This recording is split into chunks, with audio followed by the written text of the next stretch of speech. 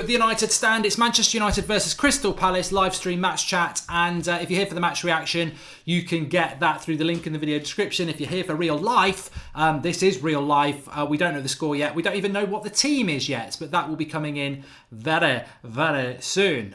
In fact, we're only about a couple of minutes away from that. So very, very excited. I don't have any concept on what the team news is going to be yet. There are a few leaked team newses, but we don't have the official one. I've got a predicted one to my left, and I can pretty much guarantee that that team will be changing as soon as we get the official team in a couple of minutes. What I am going to say is that we must win this game of football. We must win this game of football. Simple as that. We've got to win it. Marcus Rashford, Angel Gomez, James Garner, Heath Chong and Mason Greenwood all step off the Manchester United team bus. We know that. That's quite good. That means Marcus Rashford might well start. Be interesting how he goes with this team. It's going to be very interesting how he goes with this team today, if I'm honest with you. And Dinesh Oliver says I'd say 4-1. I expect I expect Arsenal to beat Bournemouth at home, so we've got to win today. They play Spurs at the weekend. We play Southampton. I think if we take 6 points from the next two games, we'll be back in fourth by Sunday night. So that's what we want, isn't it? But this is a tough game tonight. Zaha, Townsend, Batshuayi, they've got a good front three. They've got not as many injuries as us. They're a tough proposition.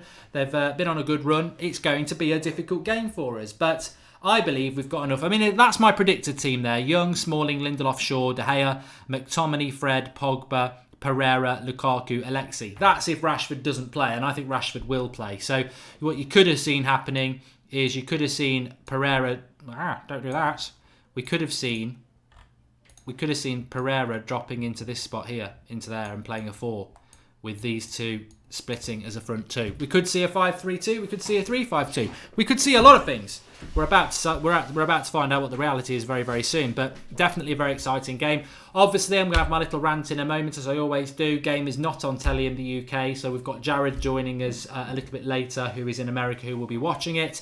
But we'll keep you updated, obviously, as always we do on the match chat, and there'll be a lot of you worldwide who do get to watch it. But we're in a ridiculous situation in the UK where legally we are not allowed to watch our club, no matter how much money. I could put it on Twitter right now. I will pay £1,000 to get a stream for this game legally, and they will not give it me because we live in a stupid country when it comes to football coverage, and it's the English Premier League. It's stupid. It's bloody stupid. But the team news is about to come in. We can talk about that in a moment. We should have it any second now. Any second now. Any second now. Crystal Palace under the lights, Selhurst Park, of course. There are some famous nights at Selhurst Park. Last season, Matich, banger, last minute. A few years ago, Crystal Palace, Selhurst Park. Eric Cantona decided to jump into the crowd and kick someone. So, yeah. It's going to be interesting. It's going to be an interesting game today. And here comes the team. Daheia, Young, Smalling, Lindelof, Shaw, McTominay, Fred, Delot, Pogba, Alexis, Lukaku. So, I've only got to make one change. Wow. I think I deserve a pat on the back. To get only one player wrong is stunning. Absolutely stunning. Fred starts. Young starts. So Daheia, Young, Smalling, Lindelof, Shaw, McTominay, Fred, Delot, Pogba, Alexis, Lukaku. So if you look at my team, the only position I've got wrong, bloody wow, is Pereira, who I was moving around anyway. That's Delot. Let's put it in. Lot. There we go. I'm going to change it properly in a minute. But I don't know whether Delot will play right back and Ashley Young will play right wing.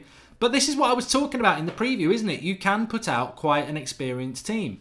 To be honest with you, I would not have played McTominay tonight. I'm very, very consistent about that. I don't personally rate him. But I knew Ollie would go with it, and I'm quite pleased with that. I'm very surprised that I've got the team right. Apart from one player, I'll take that every day of the week. So the bench is quite good as well. Romero, Eric Bailly, Marcus Rojo on the bench, which is interesting. Andres Pereira, Garner, Chong, and Rashford. So I mean, I think that shows no Angel Gomez, which is a bit disappointing. But Chong's on the bench, Garner's on the bench, Rashford makes the bench. So I think that's a clever move. Unless we need him, we don't need to use him. Marcus Rojo, Eric Bay, and Andreas Pereira. And I thought Andreas Pereira probably did enough to start this game, to be honest with you. I'm not too sure what you lot think, but yeah.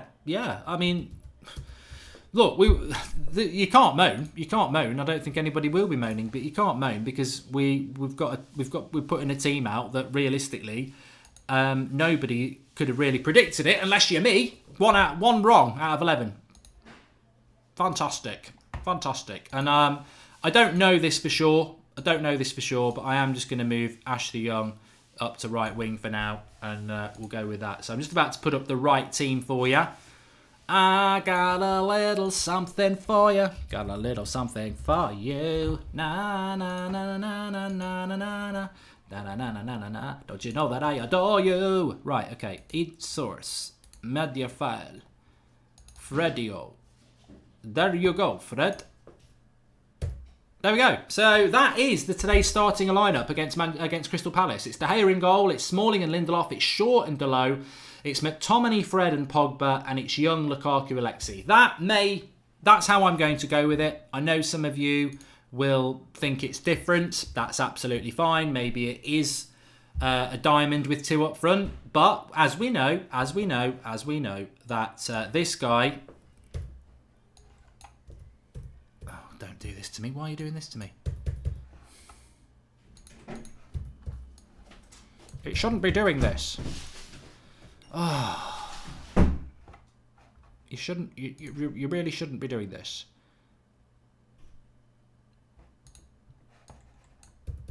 What's it doing that for? Not bad. Oh, welcome to my kitchen. That's for my cooking channel. Right. Okay. This guy here, Alexis, always likes to play on the left wing, doesn't he? Young right back, Delo midfield, 4-1-2-1-2. Love the show, says Hassan Ali. And Pradney Wadke. Fred has got to step up to the standards today. I seriously can't see him in the first team if he doesn't do well today. Excited to see Chong in the action. So Chong's on the bench. The news is showing a diamond with Delo as a right midfielder, says average person. I mean, I've got to be frank about that and say that I don't know what your thoughts are, but what did Andreas Pereira do wrong against Liverpool to be dropped for Delo in the midfield when Delo was on the bench on Sunday, as was Fred? So little bit of odd move if it is a midfield four, but we'll see how it goes at full time. Gustavo Cortez says hello, Mark Goldbridge. Hello to Gustavo Cortez, and I think in relation to Fred, you're right. Right said Fred. You're right. He's got to step up to the plate today. I think it's been odd. In the last couple of games against Chelsea and against Liverpool, Ollie has used McTominay and Pereira before Fred. Tonight, he is using Fred. So, I'm excited to see Fred. I mean, I think we've all had to accept, as fans of Fred, that he's shit. Because otherwise, why is he not getting in the team?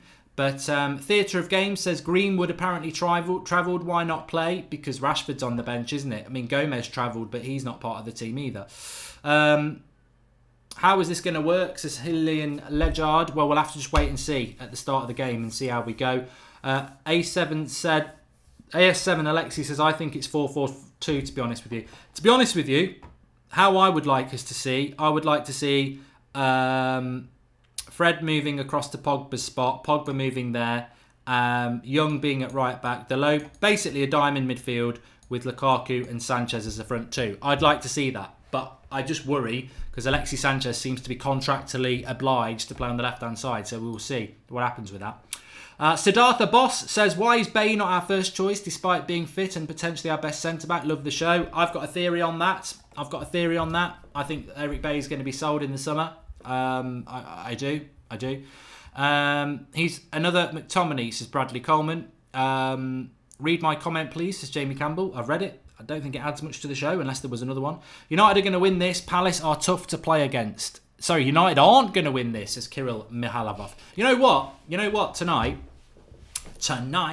dun dun dun dun, tonight, classic New Kids on the Block. Tonight, I want Manchester United to win no matter how, I don't care how. We always want Manchester United to win, but I don't care how we win tonight. I don't care if Scott McTominay goes up front. I don't care if Lukaku goes in goal. Ultimately, the only thing I'm interested in tonight is Manchester United winning. Do I believe Scott McTominay is good enough to be a centre defensive midfielder for Manchester United? God, no. I really don't think he's that good. But I hope he has a 10 out of 10 tonight, because Manchester United need to win this game tonight. And there's obviously a lot of faith in McTominay. There's obviously a lot of faith in Chris Smalling as the centre-back. I would play Eric Bailly. But I'm comfortable with that. I don't feel the need to get angry, rant, or anything like that. Where my club is now compared to where it was in mid-December, I could not be happier. And I remember the vintage days of Sir Alex Ferguson, and there would always be team selections that you, and some of the older people will back me up on this, even Sir Alex Ferguson, the greatest sports manager there's ever been, he would still do things that you never understood. He would have favourites that you'd be like, well, they shouldn't be playing, I'd rather see that. I can live with that, I'm used to that. You're never really going to get a manager that does exactly what you want. Even Pep Guardiola at Man City, he hasn't been playing Sane a lot this season, and a lot of City fans think Sane should start. But you trust that manager because you like that manager. So I trust Ole Gunnar Solskjaer with the team he's gone today. Would I have gone with that team? I wouldn't know. I would have made 2 or 3 changes to it, but he's the manager. I love our manager, and we need to win this game of football, and I really hope it works out tonight. I really, really do. Gomez and Greenwood not involved. They did travel, but there we go. I swear everyone is showing a different lineup, says Daniel. That is the official lineup on the right-hand side. And you know what? High five to the United Stand, because you should always watch the United Stand preview, because it's not just about me chucking information at you. We actually digest and discuss. And the preview we did, was it Monday night, was fantastic. And through that discussion, we managed to predict 10 of the starting 11. I don't think anybody predicted Delo and Young would start in the same team. But 10 out of 11 from all the injuries we had. Very, very pleased with that. So well done to the United Stand community. You're all bloody fantastic. Keep Metal Ive E100 says, hope they are blasting the United Stand in the dressing room. Lads need to step up to their plates. I doubt they are, but if they are, lads, go out there, fight. Everyone's behind you. And if you nick it off Lukaku's bottom, we'll be ecstatic. Tonight's about the 3 points. I firmly believe if we win tonight, we'll beat Southampton on Saturday. There's no way Arsenal will take 6 points from Bournemouth and Spurs, and we'll be back into 4th place. So that's what it's about. But it's a big test tonight. This is probably one of our hardest fixtures of the year, just because of the upheaval and the injuries. Because tonight going to be the best night, says Kingsley Kalimima. It could be a 4-2, says MH Studio. You know what? Am I a little bit old school with this? I see a lot of people talking about 4-4-2, and it's dead. It's a dead formation. 4-4-2 is dead. You don't play 4-4-2 anymore. You can't play 4-4-2. You can't have wide wingers, 2 midfielders, and 2 up front. The traditional 4-4-2. It's dead. You get absolutely swamped in the midfield. You've got to have a third person in that midfield. So I can't imagine 4-4-2 working. Kepa has been dropped for Chelsea, says Cursed187. Good. He's something else that begins with a K and rhymes with runt. Be positive, United fans, and go for the win. You will always back your team no matter what. Good show, Mark, says Philip Burtonwood. Yes, Philip. We're all about the win tonight. I have concerns. I'm not convinced about McTominay. I hope he proves me wrong. But Smalling doesn't really concern me. I think Bay's better than Smalling, but I think Smalling does a good job, to be fair. Fred, of course, says Ivan Boomer. I'm positive Fred will step up his game today. I'll tell you what Fred brings to the team. Not just a midfielder beginning with the word F, but what Fred gives that midfield without Herrera and without Matich. If you get the best of Fred, you've suddenly got Fred and Pogba, who are very, very good midfielders. And I hope that he can deliver today.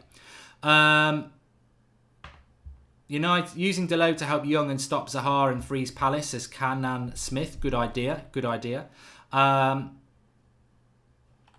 We've got Jared joining us, who will be watching the game in America because they've got it on in America. Don't get me started on this. Every time United on the TV, it winds me right up, because I'm one of those fans, like a lot of you, that would happily pay money to be able to watch every Manchester United game. There's a lot of people in England that do that, and we've still stuck with this archaic, stupid thing. I mean, what's the point of not putting every Premier League game on in the UK, especially on a weeknight? Like, what am I doing? If I can't watch United, I'm not going to go and watch Villa or whoever else is playing. I'm not going to do that. I'm going to be monitoring Manchester United on the radio or on the live comments or whatever like that. I'm not bothered about watching anybody else. All I want to do is watch my team, and I should be allowed to do it. It's a joke. It's ridiculous. But we're still stuck in those times. Feeling confident, some confidence in there. Get your score predictions in the live comments. Actually, I don't mean that in an abrupt do it way. It's optional.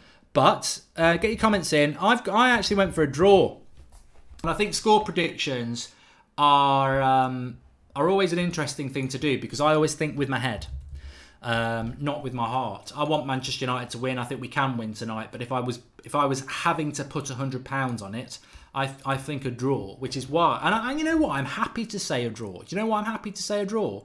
Because I think that. If we get the win, it will be a fantastic achievement. I mean, let's not forget, no Marcia, no Lingard, no Matich, no Herrera. 4 of our front 6 injured. Rashford on the bench. 5 of our front 6 unable to start this game. It's a huge ask to go away from home from a team that's in form. I mean, you look at the form under Crystal Palace there below me.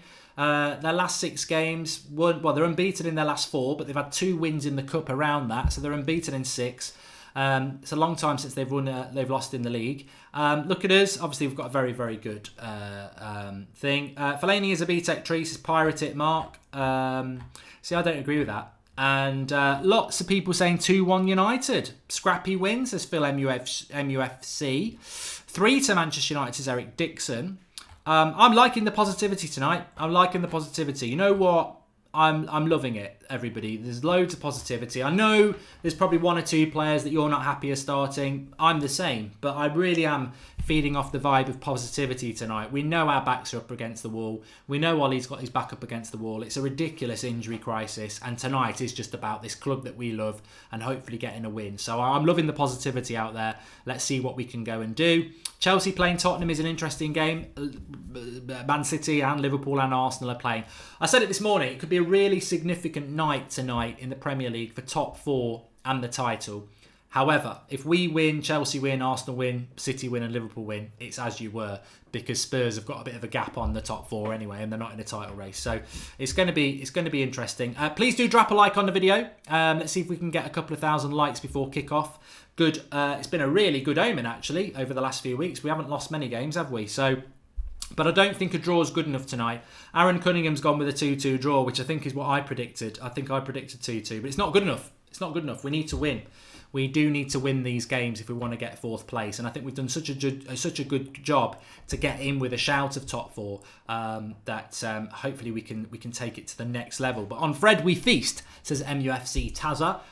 Very excited to see Fred tonight. I hope he can produce. And McTominay, as I said, look, I'm not a massive fan of Scott McTominay. I don't think he's good enough. But I said this before, and I don't mean it in a condescending way. When United Stand played Arsenal Fan TV, I had to play, right? And I spoke, and Flex was like, where are you going to play? And I said, well, I used to play as a centre-back, but I'm in my late 30s. If I play as a centre-back in my late 30s against the striker who is in his 20s and fast, he's going to annihilate me. And we were discussing where to play. And I said, the best place for me to play is CDM with 2 midfielders in front of me, because they can do the running, I'll patrol, and then if they get past me, I've got my defenders. So you're never going to get done for pace. You've always got people around you, and basically, you're just there to pick up the pieces and move the ball. So CDM is if you're going to play McTominay, it's probably the best place to play him, because it's not an easy role, because it's Premier League football, but on a football pitch, it's one of the better roles to play if you're a weakness in the team. So I think we'll be all right with McTominay there. Delot, massive game for Delot. I mean, I think Delot should be playing instead of Ash. I mean, yet again, Ashley Young wearing the captain's armband. I mean, when is that going to stop? That irritates me. I've got to say, that does irritate me. You get Lindelof and Pogba playing like leaders, and you're still giving it to Ashley Young. But it's a minor thing. Happy with the team. It's a massive test for Ollie. How can I watch all the Premier Leagues in Australia with Optus and you don't televise it? That ridiculous. So let us know in the live comments what country you're in and have you got the game on. I know if you're in America you can watch it. It looks like if you're in Australia you can watch it. In England we can't watch it, and it is the Premier League. But yeah, I'd be interested to know. Is it on BN Sports? Which is Abu Dhabi, isn't it? So Palace are in form side. Hopefully Deadwood players can step up, says the only pro. Trials are going to be held, says Zeke. Where are the trials going to be held? That's United Stand FC. That's on the 24th of March. Just waiting for confirmation, so I don't want to put it out in false information. A few people talking about Eric Bailly. You know what? Eric Bailly, though, if you've been listening to me for your sins, I'm not surprised about Eric Bailly. I know some people are surprised, but I'm not surprised about Eric Bailly because I think he's going to be sold in the summer. I think that we are going to sign a top centre-back, but it will be Eric Bailly who goes. It's the writing's on the wall. Lindelof's not going. We've given long extensions to Smalling and to Jones. I think Bailly's going to go. Why is Bailly not playing tonight? I don't know. They can watch the game in South Africa, Singapore, Barbados, Norway. No, they can't watch it in Norway. Which is disgraceful because Ole Gunnar Solskjaer's the manager and he's Norwegian. Denmark, no. Can't throw a player at you lot anymore, unfortunately.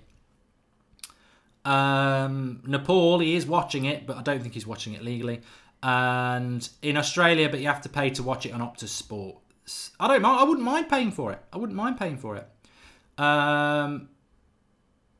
Who's Marcus Rojo, says Christopher Cause. Well, exactly. Who is Marcus Rojo? But he is in the. He's on the bench. The bench, for those who want to know it, that is the confirmed team on my left. The bench is Romero, Eric Bailly, Marcus Rojo, Garner, Chong, Rashford, and Pereira.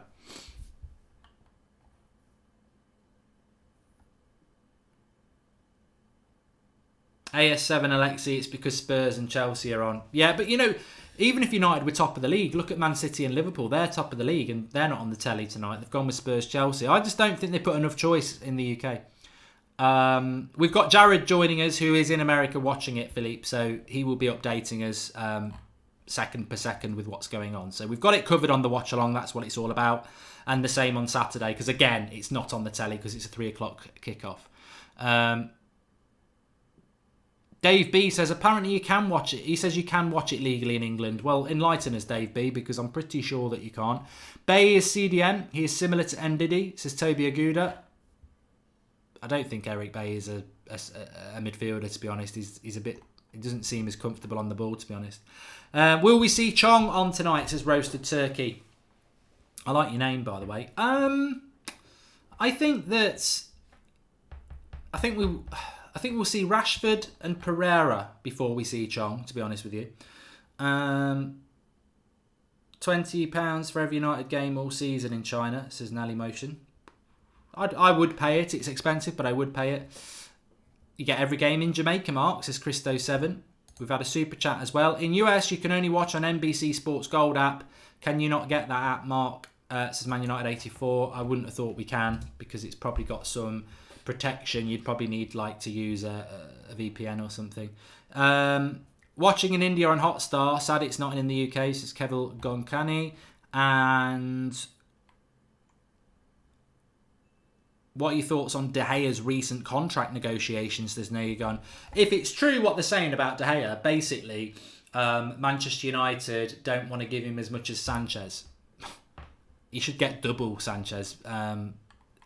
Why would you scrimp and save on Daheia and then make Alexis Sanchez your best played player when he's done sod all in a United shirt? Gustavo Cortez, in the best country in the world, America, we could watch every game for $50 a year. $50 a year. It's great. It is great, isn't it? It's great.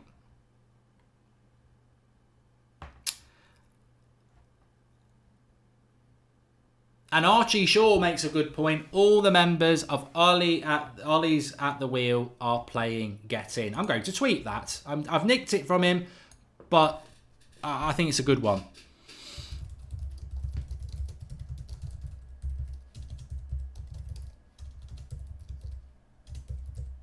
Oh, I wish I could type.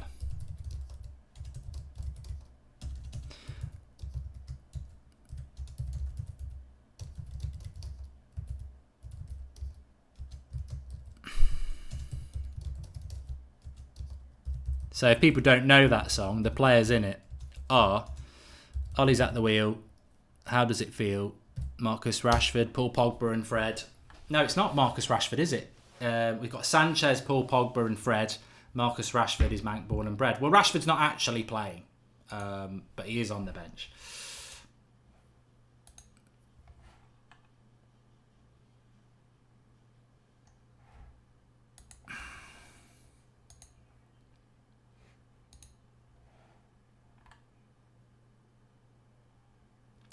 Right, I've had a super chat from Virgil Hainsey. He says Ed Woodward can get a toilet company to sponsor our shirts for money, but can't manage a channel to watch all United games. The money is there, Ed. I think United would love to do it. I just don't think they actually are legally can do it. It is ridiculous, I agree. Michael Southcombe has made a contribution. Thank you, Michael. He says, I believe Fred will have a good game for United tonight. He normally posts things on social media before games. Tonight he hasn't, and that tells me he's focused on the game. Come on, United 2-1. I mean, look, what I would say about Fred is he's starting a game for Manchester United under Ole Gunnar Solskjaer, and I think that, to many of us, is literally music to our ears, because if he continued to be ignored, you'd think he hasn't got a future at United. But if Ole Gunnar Solskjaer trusts him in a game of this magnitude, instead of Pereira, who played well at the weekend, I think that shows that he has got an opportunity to turn this around at United. And if we do turn it around under him, then it's going to make the Prat in the Hat, who was ribbing, he probably would like to rib Fred, to be honest, who was taking the piss out of Fred at the weekend, saying 52 quid would be too much for him. Well, 52 million is what we paid for him. I would love him to put in a good performance tonight and start to...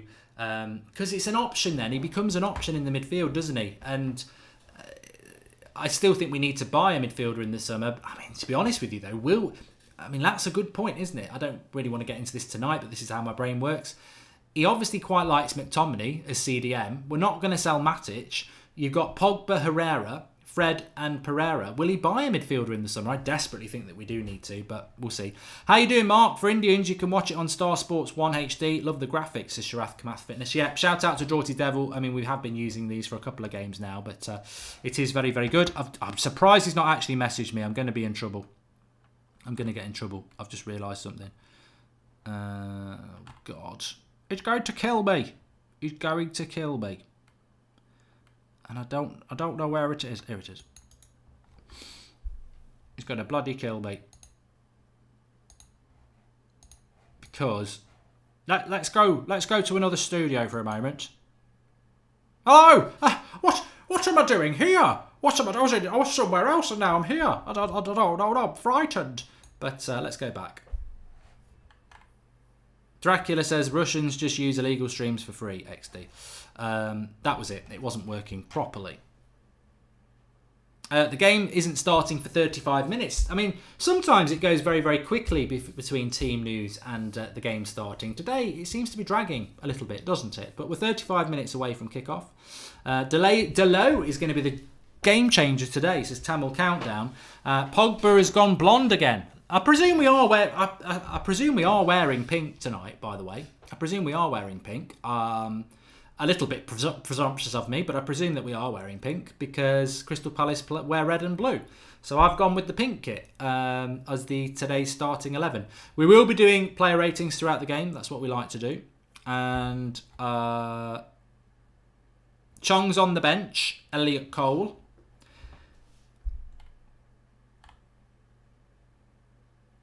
I think I saw Draughty saying he was signing off social media for the night on Twitter, says C. Donald. Yeah, he's not well. McTominay championship level, give Garner a chance, says Thomas Cherry.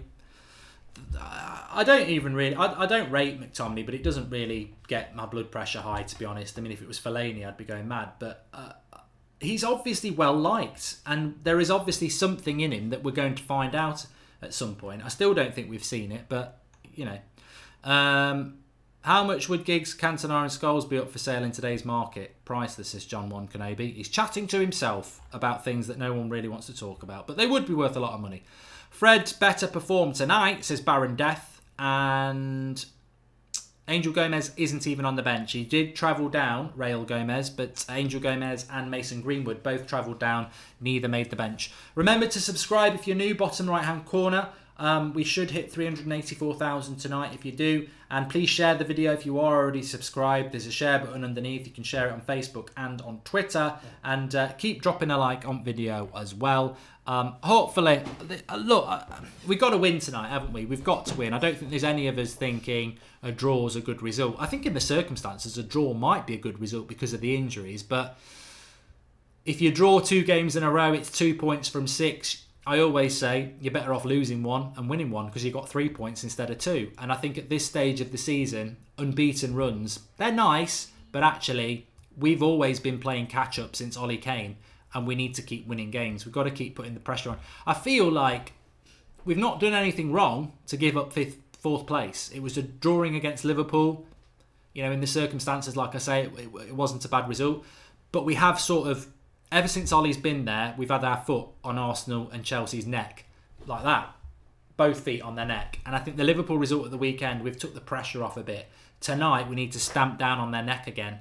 And again on Sunday. Because, of course, a week on Sunday, we're playing at the Emirates. And if they beat us, they will be top 4 again. So we've got to try and keep hold of this spot. We've got to. And Chelsea is still very much in it. I mean, if Chelsea get a result tonight, puts them back in it, doesn't it? Ryan Murphy says, please give McTominay a chance. Remember Fletcher at the start, very shaky, says Ryan Murphy. Yeah, you're right. There you go. So Fred and McTominay are playing Mark. Still love you though, says Ryman Dadsey. We got Sanchez, Paul Pogba and Fred, says Liam Newbig. And I think Delo should play it right as he is more quick than young. We'll see. I mean, I don't. Whilst that is the right players on the left, I don't think that'll be the right formation. We'll have to see. Curtis Russell, Luke Shaw has been good over a few games recently. Best left back in England. I think there's still an argument to say that Andy Robertson is the best left back in England, but it's funny. I had so many people messaging me. I actually bantered Rants last night. I bantered Rants and Bants. Because I said to him, I'm loving all the hate you're getting after your video yesterday, the Flex and Rants video. I haven't even seen it yet because I've been so busy. Apparently he wasn't giving Luke Shaw much love. Obviously I love Luke Shaw. I think he's a great left back. And Rants doesn't want to seem to give him any love.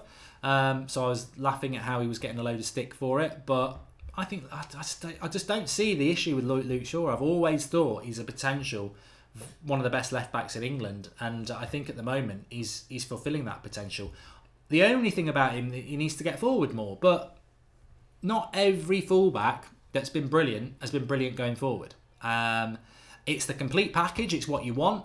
But the thing about Luke Shaw is, those people who are critical about Luke Shaw, about him going forward, he's not like he's Matteo Darmian, like he crosses the halfway line and he gets lightheaded and gets a nosebleed. Luke Shaw actually can go forward. At Southampton, he was very good at it. He's quick. He's good on the ball. He's got a good cross on him. He can score goals. He does need to add that to his game, but he definitely can do it. But defensively, he's fantastic at the moment. Virgil Hainsey says Lukaku's playing for a top 6 transfer elsewhere. Be a lot of eyes on Lukaku. I mean, look, there's so much. I mean, we talk about McTominay, we talk about Smalling, we talk about Fred, we talk about Delo, but we've not even spoken about Lukaku and Sanchez. They've got to step up to the plate tonight. We've got, I mean, look, whatever you think about Romelu Lukaku, and I know that there are absolute plonkers out there trying to pretend that he had a good game on Sunday. He didn't have a good game on Sunday. He put 2 good crosses in under no pressure. He's a professional footballer paid £200,000 a week. He should be doing far, far better. I don't personally have an axe to grind with Lukaku. He's a 30-goal a season striker, and that's no mean feat. You know, he comfortably is in the top 10 strikers in this country. And you know, people say, well, there's only 20 teams or whatever, but yeah, most teams have got 2 strikers, so that's still a good achievement. The problem with Lukaku this season is a shadow of the player he was last year, and that's how I judge him. I totally agree with people who say he's crap at the moment because he's nowhere near what he was last year, and the reason he's nowhere near last year is because he's double the size. He's put all this. I mean, even Ole Gunnar Solskjaer was talking about it last night. He has put too much muscle on, and he needs to remove the muscle. And when he removes it, he'll become more agile, quicker, and better on the ball. He is too heavy, and that is Lukaku's problem.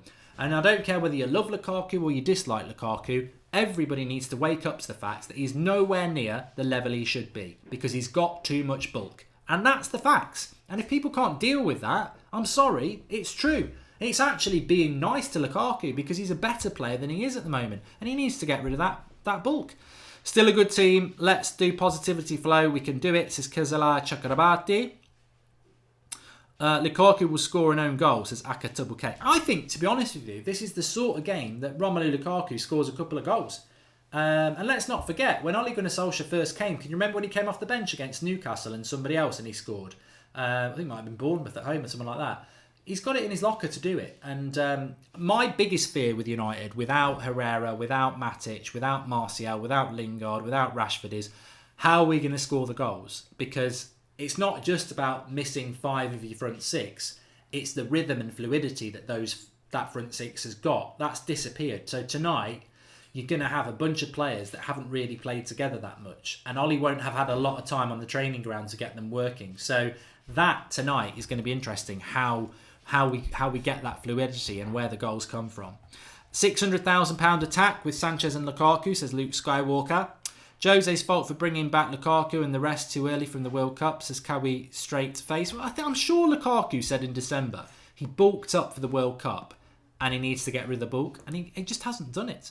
Lukaku is off the boil at the moment. Don't think he'll score, says Liquid. I think Ollie's done the right thing with Lukaku. He's spoken positively about his work ethic, etc. And I think that's the positive thing to do. And hopefully that will breed a little bit of confidence for him, because we do need to see some confidence from Ole Gunnar Solskjaer, without a question of a doubt. Bet Young will score today, says X Ratib B31. Sorry, I've just realised I'm umming a little bit today, which is always not very, very good. I've done it again. I will keep doing it. Got my fresh 2019 Manchester United kit on and keen to throw Ollie my wholehearted support during an awkward match for him, to Samuel Lorenz. I think that, to be honest with you, I think that's probably the best sentence I've read in the first 35 minutes. We are all behind him in a very difficult situation tonight. It is. It's a horrible situation to be in when you've got that many injuries. And also, it's very rare that you get the club into such a brilliant position and you get unprecedented amount of injuries and you've not got the job yet. It's tough. It's tough. But the great thing about Ole Gunnar Solskjaer is, I think if this was Mourinho, he's the sort of pragmatic manager that would go, yeah, 1 point at Palace, 3 against Southampton, few injured players back, maybe scab a win at Arsenal, we'll be 4th. Whereas I think Ollie will go, nah, 1 point's not good enough, I've got to win it. And I think that's what Ollie wants to do. So we know he's going to try and do that. Toby Alapado says Shaw is overrated because he's English and at United. Robertson is better. Ben Chilwell is better. Shaw is a decent left back, but not even in top 5 in the Prem. These people exist. These people exist. The evidence is in front of them. 2 times Player of the Month for Manchester United. Been flawless, bordering on world class for at least the last 6 weeks. But apparently he's overrated because he's English. To be honest with you, I think that's a bit of an ism. I think you'd be an ism. I think you'd be an Englishism. But just because he's English, he's not good. That's not how it works over here. It doesn't work like that anymore. It hasn't worked like that for a long time. Marcus Rashford isn't all over the back of the papers because he's English. The British press have changed a lot. I think they used to be like that. They were terrible with Lampard and Gerrard and Rooney. But I think in recent times, the English media is not so much like that. I mean, look at Raheem Sterling, one of the best players in the league, and been treated like shit by most of the British media. So it isn't actually like that anymore, to be honest with you. Dylan Pidgley says Lukaku is a striker who needs chances. I'm just worried that the midfield may struggle to feed him enough chances. I think that's a valid point. Where are the goals going to come from tonight? And Harold Holst Sversvold says, thanks for the watch along. I pay £50 a month and I can't watch the game in Norway. TV2 can't choose the game they send. It's a disgrace and Luke Shaw rules. Well, we'll keep you updated. Whether you're watching the game or not, we will be keeping you updated. Obviously, there's not a lot of people who can. There are a proportion of people who can't watch the game tonight. So if you are in a fortunate position where you can watch the game, please do feel free to get in the comments and give us your thoughts on how the game is going and tactics and things like that, because people will be reading them, and it is a community together, and that's what it's all about. It's a massive game for Manchester United tonight, and I was talking to somebody today, and I said it's a bloody shame it's not on mainstream TV, because it is a massive game for United, and United fans want to see it. But will Chong and Garner make their Premier League debuts if we're comfortable, or even if we're behind? I don't think so. I don't know. I don't think so, because Rashford's on the bench. The bench is Romero, Bay, Rojo, Pereira, Chong, Garner, Rashford. So I think the first two substitutions are going to be pretty obvious. Pereira and Rashford, and then maybe Chong will get on. But I don't think he'll be looking to use them in a game like this. And this is the thing with Manchester United. We talk about using the youth, but even when you've got 10 players out, where's a youth player? I mean, McTominay's been part of the senior setup for a long time now. Same with Rashford. But even when we've got all these injuries, they're still only making it onto the bench. So does that say that they're not ready? I don't know.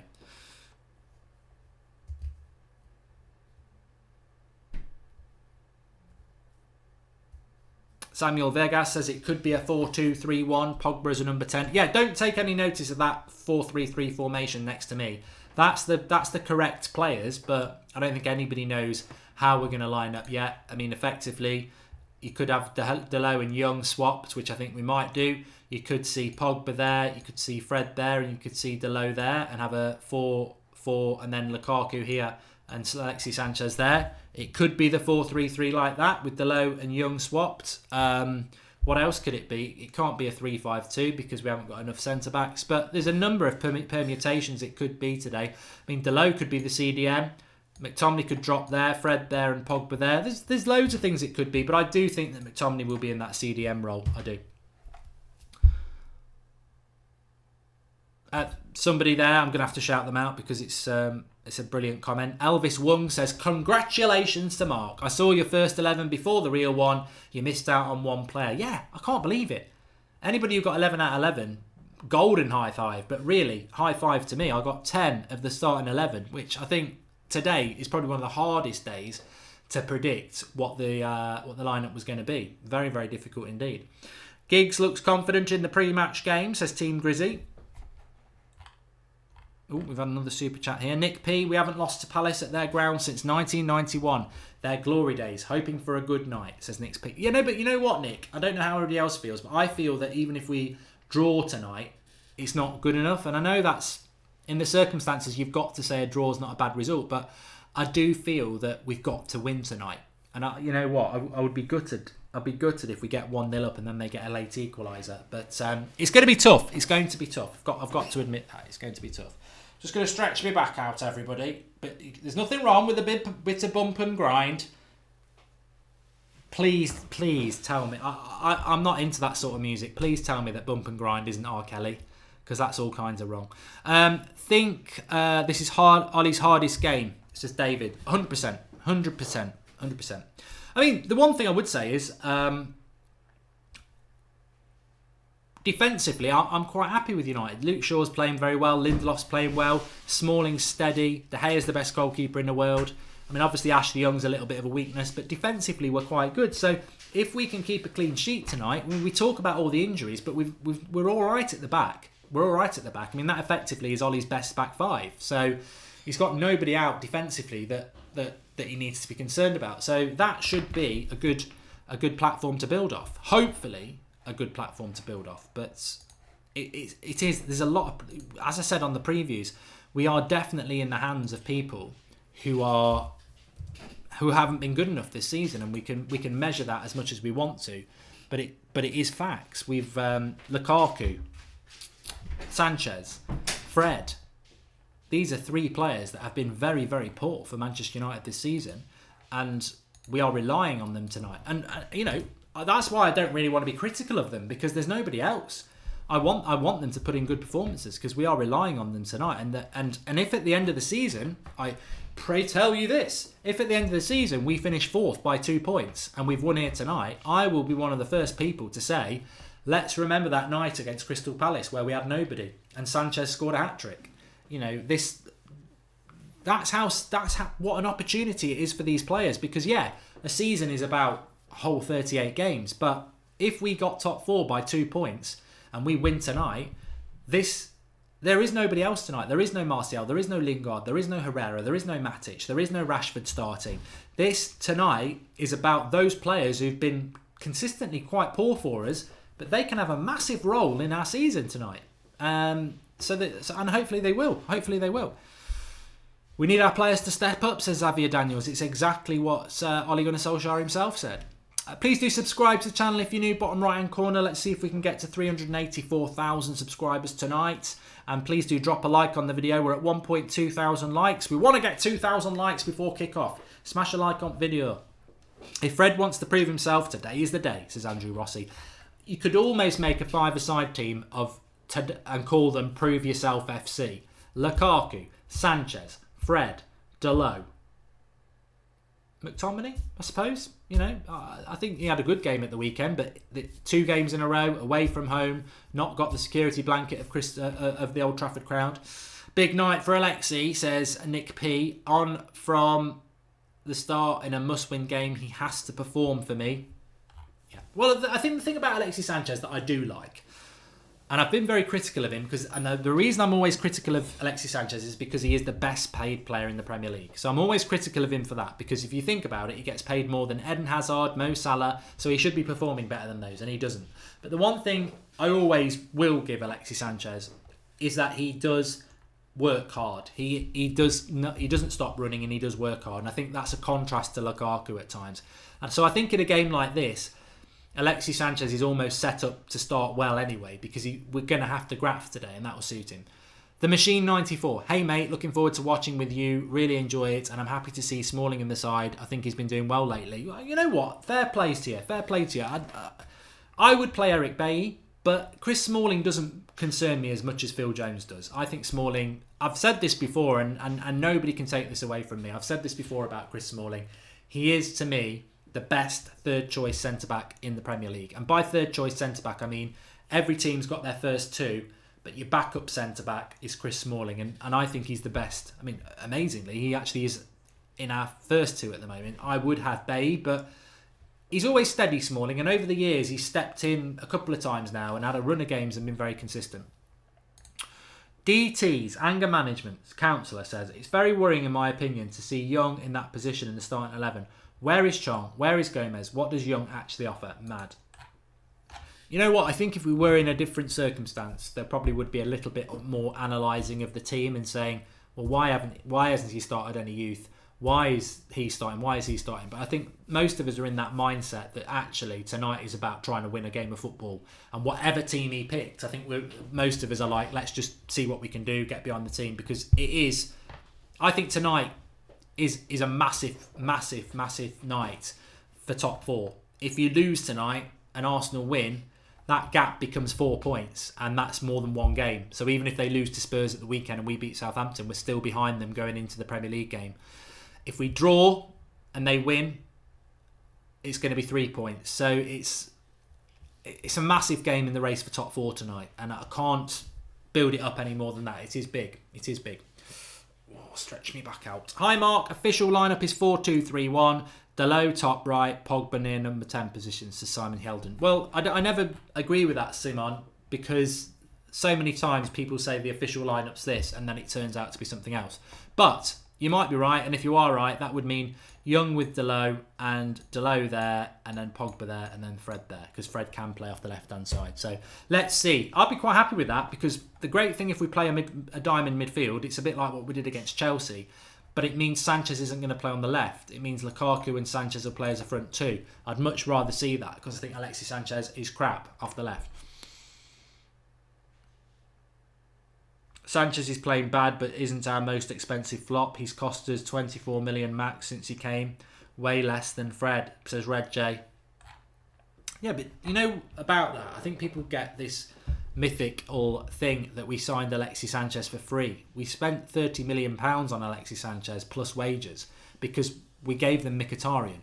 And Mkhitaryan has got to be worth at least £30 million because he's only about 28 when we sold him. So we swapped Mkhitaryan for Alexis Sanchez. So there was a monetary value. It was about £30 million and then the wages on top. So actually, we've probably spent about the same as we spent on Fred. But that's by the by tonight. We're not having an argument about who's the bigger flop, Fred or Sanchez. Hopefully both have a good game tonight. And I certainly think the match reaction is going to be very interesting. Hopefully we're going to be celebrating 3 points. But I think there's going to be so many players for us. I mean, I certainly will be keeping an eye on this guy, this guy, this guy, this guy, and this guy. I think they're 5 players that we really need to hope that they can come in and make a difference. I've got no idea who the referee is actually, Theodore. Good point. Who is the referee tonight?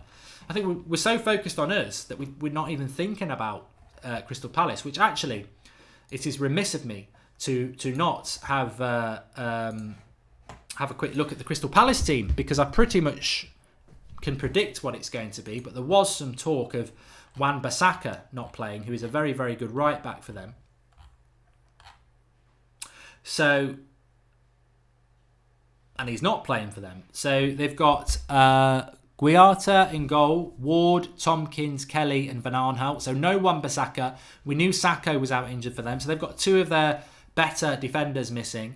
Mijalovic, Schlupp, MacArthur, and then the front 3 of Townsend, Zahara and Batshuayi. And I think when you look at that Crystal Palace team, their strongest part to it is actually their front 3. But I think United's strongest part is actually our defence is the one that we need that we're very confident with. So, you know, maybe we can cancel them out. Maybe we can.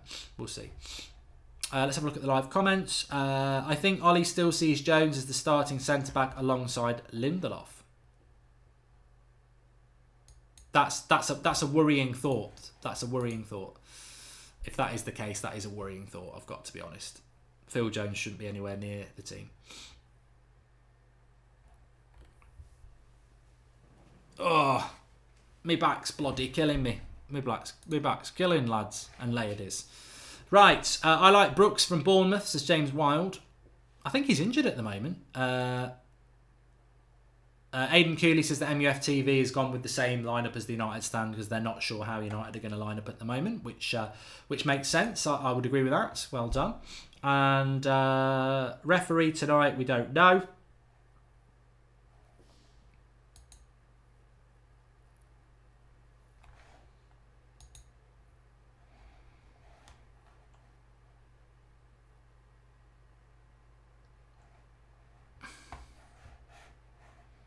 I've lost my live comments here, everybody. Let me have a look.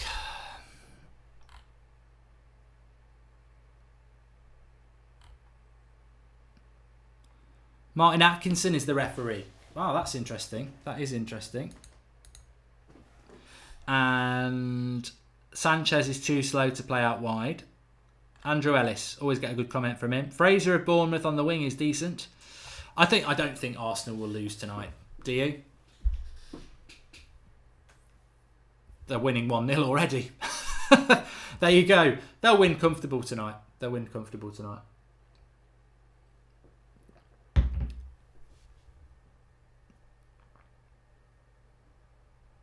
you think Mkhitaryan could fit Ollie's system? Also, would you take Mkhitaryan back, says Shaka Phillips? Not for me. And the board must invest dollars on new players. Paying Deadwood FC is just terrible business. Ollie is already doing an amazing job, but he should be getting some help from the top. Spend money, Xander Vicky. That could be the story of United with Ollie. You know, we might get the manager that we want, but we might also get an issue whereby he's not given the money. But we'll have to wait and see. I might risk sounding like Ty from AFTV now, but we need to support the players we have. A lot of criticism against some players have been biased, says Mr. Glenn Johnson. It depends who you're talking about, Mr. Glenn Johnson. I don't think that there's been much bias against. I think the bias, against people like Lukaku is valid. I do.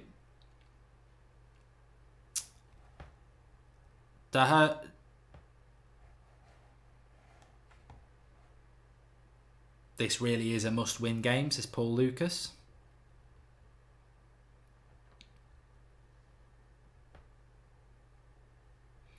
Glazers are going to sell, says Momentum Stock. I think that's the best thing we can hope for, is that the Glazers do sell. because then we will get some money spent. The referee's Mike Dean. Oh, there's a debate about who the referee's going to be now. And keep 2 players that we got rid of since Fergie. Who should they be? And Harry Sullivan's watching in New Zealand. Swap Lukaku for Dybala. Oh, sugar. I've just realised what bloody time it is as well. So, I've got a few things I need to open up. That's what she said.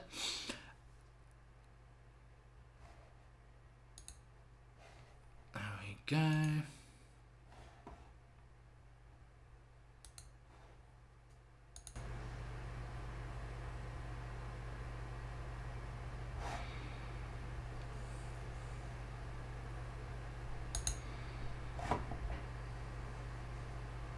Hello, can you hear me?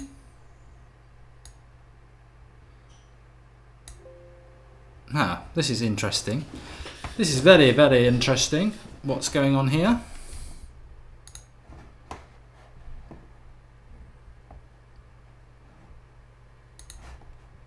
Bear with me, everybody.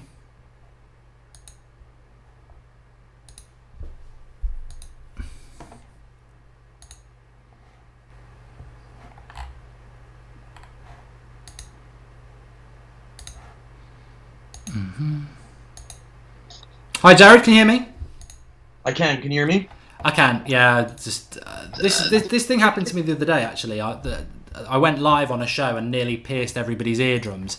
And again tonight, it did the same thing. So I think I'm going a little bit of a problem there, but we're all right. So, Jared, over from New York City, you are in the fortunate position where you do get to watch the match legally. Yes. We're about 5 minutes away from kickoff. What are your thoughts on the team? I don't think it's the ideal team with the injuries we have. I think it's the team we have to use, and I'm confident we're going to win, honestly. I mean, I do think Palace always produces an exciting end of a game, since Lingard, Matich, so I could see another one of those with maybe like a late winner for us. But I don't know, maybe they surprise us and they win quick and comfortably, and it's not as difficult of a game as we thought. What I love about Jared when he's on is that we always get to hear the sirens and everything behind, and it just makes me think of Goodfellas and stuff like that, which probably never was set in New York, to be honest. But downtown New York, yellow cabs and Brooklyn Bridge. You're probably nowhere near it. No, I am. Well, everyone's near cabs. Brooklyn Bridge, whatever. We're all near bridges. There we go. So you fancy United to win tonight? Most important thing. Good. Yeah, I mean, again, I fancy him to keep his unbeaten run, definitely. I just, in the Premier League, I just don't know. Palace have been on form, so I think it's going to take a good game from us, but I think that hopefully it's a game where an Alexis or a Lukaku can show something. That would be nice to see. Good. Well, we're going to be driven by you tonight, Jared, so if you can let us know when the game kicks off, and I'll start the timer according to that. For those who are a little bit confused, we are in a situation tonight where the game is not on English TV, which is why we have Jared on with us. And he will obviously be letting us know, but we will be keeping you updated. Obviously, there's a lot of people in the live comments are watching it as well. I think the first thing everybody's really intrigued by, Jared, is how United are going to line up formation-wise. I've gone with the 4-3-3. It's just a prediction. With Daheia playing as a right back and Young playing as a right winger, I don't think I'm going to be right about that. Some people think it's going to be a 4 with a 4 in the midfield with McTominay, Daheia, Fred, and Pogba as a 10 with Lukaku and Sanchez as a split striking force. How do you think we're going to go formation-wise? I do think they'll split Lukaku and Sanchez. I think they'll both play up front when they have the opportunity, and I think that one of them will just fall into the position. As we know, Alexis will obviously play on the left because he doesn't play anywhere else. But again, I'm expecting one of them specifically to win this game for us if it happens. I think one of them will be the one who scores. Again, I hope it's Alexis because, at $500,000 a week, we need something. This is the game that's built for him, so let's see it. Although we say that for every game, and nothing changes. So, we're hopeful. Interesting that Mesut Ozil has scored for Arsenal. They're 1-0 up after 4 minutes. So they've finally found him. He's been missing for long enough, but he has scored for Arsenal. I fancied Arsenal to win tonight anyway, Jared. If I'm honest with you, that's not a surprise to me. I think that what's interesting is, like, if you look at the run of Chelsea and Arsenal, they have very difficult games each, which should allow us to just, if we keep doing our thing and don't lose games, we should have no problem getting top four. I mean, Chelsea and Tottenham play today. I think it's going to be very difficult for Chelsea to win that game. I mean, betting suggests differently, but I think that they will have a lot of trouble. We'll see. They're at home, aren't they, though? So I think they might win that, to be honest. You think Chelsea will win? Yeah, I think that Chelsea will beat Spurs and Spurs will beat Arsenal, which is why I think tonight is so important for us to win. Amrano TV says, Mark / Jared, correct me if I'm wrong, but since Ali started, we've got the most points of any team still, right? Title winning form. Yeah, well, I mean, it's something I haven't mentioned, but I'm sure a lot of people have seen it, that Ole Gunnar Solskjaer has actually broken the record for the amount of points in the Premier League after 10 games. I think it's something like 26 or maybe it's 12 games, I don't know, but it's an amazing record. And to be honest with you, I think we'll beat Southampton on Saturday, so if we win tonight, it's another 2 wins in a row. So I mean, he's been amazing. There's no one, the most positive United fan on earth could never have predicted this. So at this point, I think that behind the scenes, the board has probably already given him the job. I think that they're sitting there and they're like, why ruin a good thing? I mean, we were saying this before too. Why ruin the chase? Like, let's have them chase for something. Let's have the team win Ollie the job themselves. But overall, how could you not give him the job? Mm-hmm.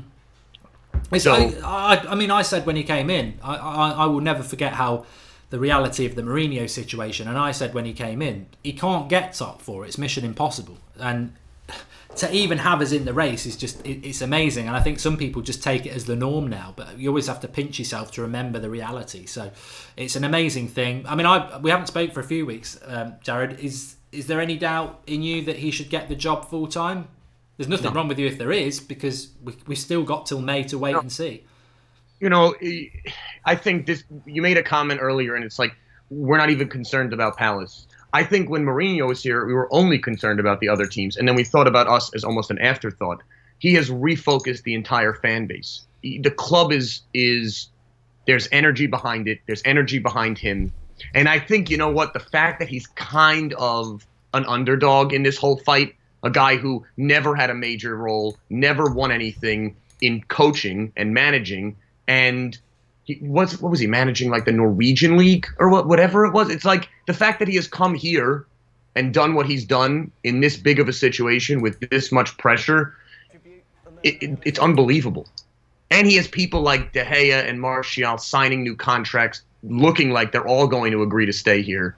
I think once Pogba puts pen to paper, I think then that's the last step. But I mean, he's the guy. It's just when they announce it. It's interesting as well because somebody just said there that on NBC Sports Gold or Premier League or whatever, they've got it exactly the same as us. Maybe they watch. Maybe they're watching. I don't know. But we've. I'll be surprised if we start how I've started. To be honest with you, they have Young up front actually, so that's interesting. But it's like in a 4-3-3. I'd have to have a look at. I'm not on my screen at the moment. I was being nosy looking at something else. Yeah. They have it how I've set it up. So, yeah, Young, Lingard, Lukaku. See, I hope we're not playing a 4-3-3. And the reason that is because then you're just playing Alexis Sanchez in the position he wants to play again. Anyway, we are at 8 o'clock, Jared. So let me know when it starts and I'll click it. They're all players are on the pitch. I think we're just waiting for kickoff. Now, it's interesting. Like, Alexis is talking to Pogba. They seem to be setting up. Alexis looks focused. So I'm really hopeful that he does not shit the bed again. They are... Well, that's the problem, isn't it? Thomas Wade just said Sanchez talking to Pogba, like you said there. That is the problem. It's Sanchez. I don't care what anybody says. We can speak positively about Sanchez, that's fine. But he does destroy Pogba and Sanchez's game when he plays off the left because he cuts inside too much, which doesn't allow Shaw to bomb on, and it also doesn't allow Pogba to go further forward. But we'll certainly see how it goes. We're just about to kick off. Jared will let me know when, and then we'll get the timer up and running for you. Second. Yeah, they're all lined up. I'm sure the kickoff is coming in the next few seconds. I think it's Martin Atkinson is the referee. Ready. All right, we have Hold on. Lukaku is looking at the ball like a donut. All right. We got kickoff. Cool. James Jarvis says, I think we'll announce Ollie as boss after PSG to put a positive spin on us not going through in the Champions League. I don't think that's fair to him, honestly. I think that what he's done is amazing, and at this point, why ruin it? Like, if they know they're going to give him the job, which they have to know, then wait. If the club falters and they don't make top 4 and it goes south, I think that's different. They're just playing it out the back right now. United are in control the first few minutes. Delo is definitely playing as a right-sided midfielder from the live comments, and the Pogba's got a new haircut.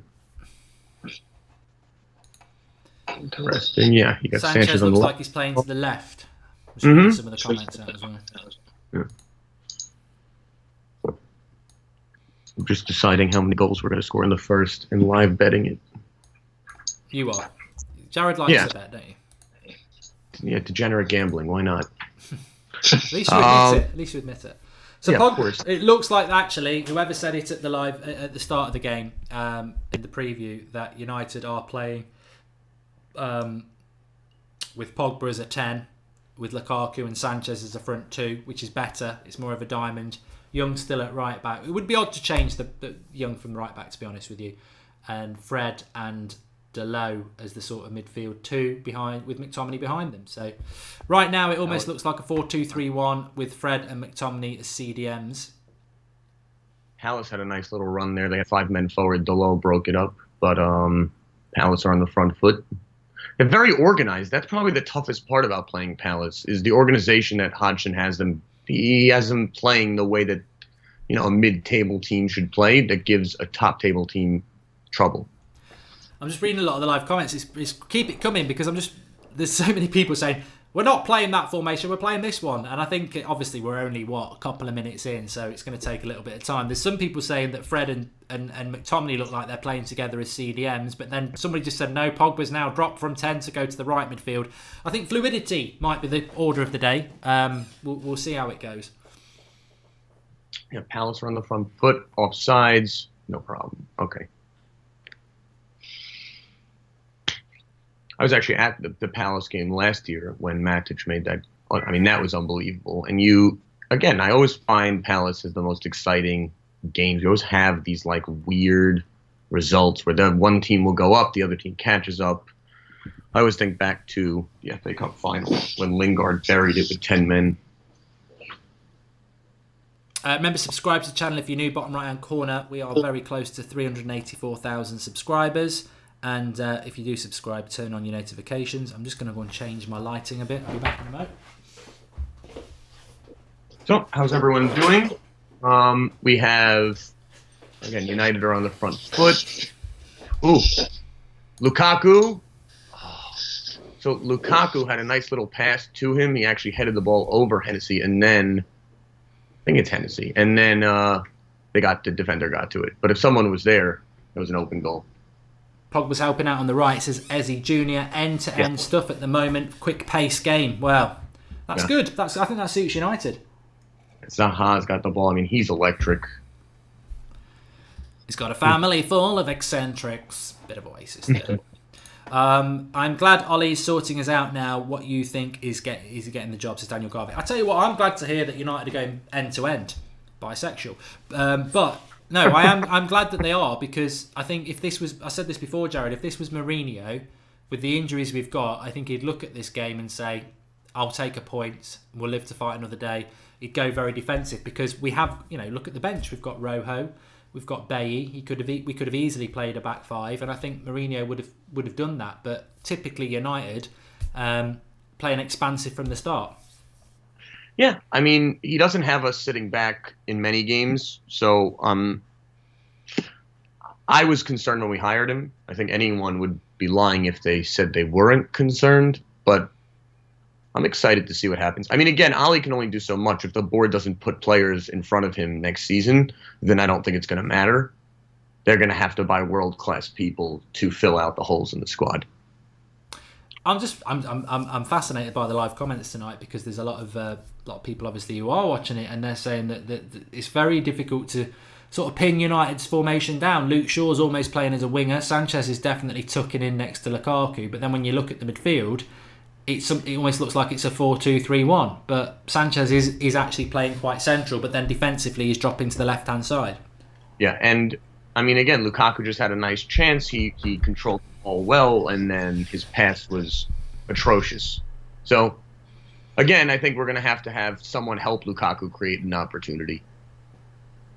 To be honest with you, I feel more confident now the game started, because when you look at that 11, yeah, we've got injuries, but you still see a lot of quality on that pitch if they perform to the best of their ability. And, there isn't any youth on there. I know McTominay's classed as youth, but he's 22 and a half. He's been part of the senior setup for a couple of years now. So I think really, Jared and everybody at home, it's about whether these players, the Lukakus, the Sanchez's, the Freds, who've not been good this season, it's whether they step up to the plate, because if they do, on paper, it's a very good team. It is, and Batshuayi had, I don't want to say a breakaway, but close to it, and he seems to have shot it up to Manchester. Good comment here. Fred is a bit edgy. Also saw a comment there about Fred saying he wants the ball. He's being very energetic. He's an interesting one, Fred. Totally ignored, and then in tonight. But Paul Robinson says he's looking nervous, which I think is to be expected. I suppose I was quite surprised that he didn't play Pereira, because Pereira played well against Liverpool. Tonight is a must-win game, and then he's chucked Fred in from the start. So it just shows with Ollie, you never know how he's going to go, do you? Yeah, I mean, you could also think that he may be saving Pereira. Yeah, might have a bit of a knock. You never know. Yeah. Well, it seems like what everyone does. So just add him to the list. I'll tell you what, it was quite refreshing of Ole Gunnar Solskjaer, actually, that he said that I'll probably talk about it in a show future time. So, but basically, we'd been talking about it for a couple of days, saying that clearly the injuries Manchester United have got, and there's a corner at the moment, the injuries that Manchester United have got, and apparently Lukaku's just missed a sitter. You shitbag, says Ghost H. Hasn't happened yet. I'm sure it's coming. Yeah. Lukaku first touch, big ducking Rom. He's absolutely getting panned there. Jared, have you seen it? Oh yeah, just saw it, and oh my god. Honestly, you really wonder, no matter how good he performs over the final stretch, is any United fan going to really want him here? I don't. If they managed to get rid of Lukaku and Sanchez, it would be impeccable business. That was very bad. Very bad. And, it's like those times where if we don't convert the chances we have, we're in trouble in a game like this.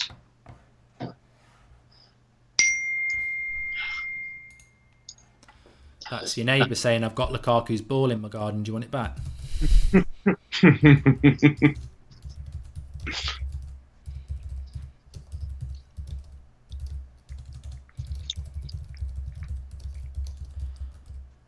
Well, again, really, you just want him to blast that in the back of the net, don't you? And it just gives the team emphasis and it gives him some confidence. Liverpool are up 1-0, by the way. For anyone watching, Fred, beautiful pass by. Nope, it looked like a nice pass by Fred. In fact, it did not curve. So, goal kick. And Pogba's limping a little bit. Yeah, just going back to that very, very quickly, I was talking about that, wasn't I, just before that chance for Lukaku. The interesting thing about, we've been talking about all these injuries, is that Ole Gunnar Solskjaer obviously has come in and made the team work. Zachary Purvis says, how are you watching in the USA, Jared? I presume it's NBC, is it? NBC Sports Gold. Yeah. So you do have to pay for it, but I think there's a special on it now because the season is almost done. So if it's every game, every Premier League game you get for like I think it's $20. Good deal. So yeah, so obviously Mourinho's teams were always near the bottom of the league for distance covered, quite lazy, pragmatic approach to football. Ollie's come in and were very energetic. So I was saying, well, a lot of these injuries, especially the hamstrings, are because of the impetus. Sorry, not the impetus, the amount of work that people are having to do. last night, Ole Gunnar Solskjaer admitted it. He said, what do you want me to do? Do you want me to wait till pre-season until I get them to start running? He says, yeah, probably the injuries are to do with the change. But I thought it was very honest, but also it's not his fault. He's come in to do the job. He wants them to play his way. If the players can't handle that because the previous managers had a lazy regime, I thought, what brilliant honesty from Ole Gunnar Solskjaer. Well, it's refreshing also because we're never used to it. Like, Mourinho would treat us all like idiots. And again, for so long you just sat there. You're like, okay, well, I mean, maybe a draw is not that bad. Like, we'll be okay. Or we held Liverpool to, I think it was 1-1 at Anfield, and no one was happy about it. And it wasn't a bad result. It's just the way he talked after games just made people miserable. Palace are away. Oh. So beautiful pass to Townsend, who just skies it over the bar. So one chance each, and both of us should have scored. 1-1 then, really, isn't it? Nothing lost then, to be honest. Lukaku's Mr. Sitter and Townsend's Mr. Sitter, but it's still 0-0. Arsenal 2-0 up by the looks of it. Lots of people saying that. So yeah, they are up 2-0. This is why we've got to win tonight, because Arsenal, I just fancied Arsenal. I think they're getting into that groove of easy home games where they can pick up some points. I think Spurs can get something out of them on Saturday. It's Saturday, isn't it? So we need to get something ourselves today. Yeah, I mean, and again, go City, I guess, because would you rather City or Liverpool win the league? You can't have City losing or dropping any points at this point. All right. Somebody just said there, Michael Rain says, would you rather have Lukaku or Batshuayi? What I've seen of Batshuayi, he's just basically Lukaku anyway. On his day, he can be quite devastating, but then he misses a lot of sitters. Is an option neither? I'd rather have neither of them if I had to choose. I would give from Delo down the right-hand side. Delo's on fire, says Jishnu. Delo is looking good, says Aaron Walton. And Delo looks immense on that right-hand side going forward. Is Delo like 19 or has he just turned 20? But 19. He's got the thing about Delo is he's got such speed, but he's got power as well. And I think he should be playing instead of. His run was beautiful. Pogba made a beautiful pass, and again, it's like he had a little bit of problem with the footwork at the end, but if he didn't, he was pushed off by the Palace defender. I think it would have been a nice opportunity to score. Fred's getting a lot of stick in the live comments. I mean, to be honest with you, he hasn't played any football really, has he, this season? He's going to be a little bit rusty, isn't he? I'm just at the assumption that every signing or most of the signings we made were poor at this point, and we got lucky that Ollie's got Matich playing well again, but he's old. We're going to have to invest hundreds of millions of dollars to fix the squad. So if they're not, all the things we talk about now, we'll be in the same position next year fighting for top 4 and not a title if they don't invest. 19 years of age, Delo. That's a lot of people saying that. Well, Lukaku did miss a sitter, Jason Harris, but so did Townsend. So in some ways, you can sort of say, yes, Lukaku should have scored it, but Palace should have scored as well. So as far as the game goes, quite an equal for sort of first 15 minutes. Arsenal 2-0 up though. We're not going to get any joy out of that tonight. So we do need to get these 3 points. Yeah, we do. Sanchez is actually beautiful. No. Things look like they're going to be better, and then they just land in the wrong spot. You think they're going to be a perfect pass, and they just end up in another country. But again, Pogba seems to be playing well. He set up a couple of things. Sanchez is out to the left. Again, and then this is that thing that Sanchez and Lukaku do. They continue to try and tell the other people who are playing what to do, and I don't like that. You need to worry about yourself, not the rest of the people. I'll tell you what I tactically really do like about tonight is the fact that it's 2-1 in the Arsenal game now, so that's good. Is that we've always spoken about Sanchez ruining Pogba's game, and tonight Pogba's playing on the right-hand side of the midfield. So I really like that. And again, it's just, this is why I love doing the United Stand and listening to the community that we've built, is because we've all been talking about this for so long. When Sanchez plays, he ruins Pogba's game. Tonight, you see Pogba playing off the right. And that's obviously because the coaching staff at Manchester United are fully aware of that as well. Yeah, again, but they never did anything about it when Sanchez came in, so it's nice to see them making adjustments. Yeah, Mourinho wouldn't change it, would he? Because he didn't really want Pogba going forward anyway. He wanted him to stay deep. But obviously Ole Gunnar Solskjaer knows that United, they do need that. So... Right, foul by Pogba, so Palace have a free kick, but not, they're in their own zone.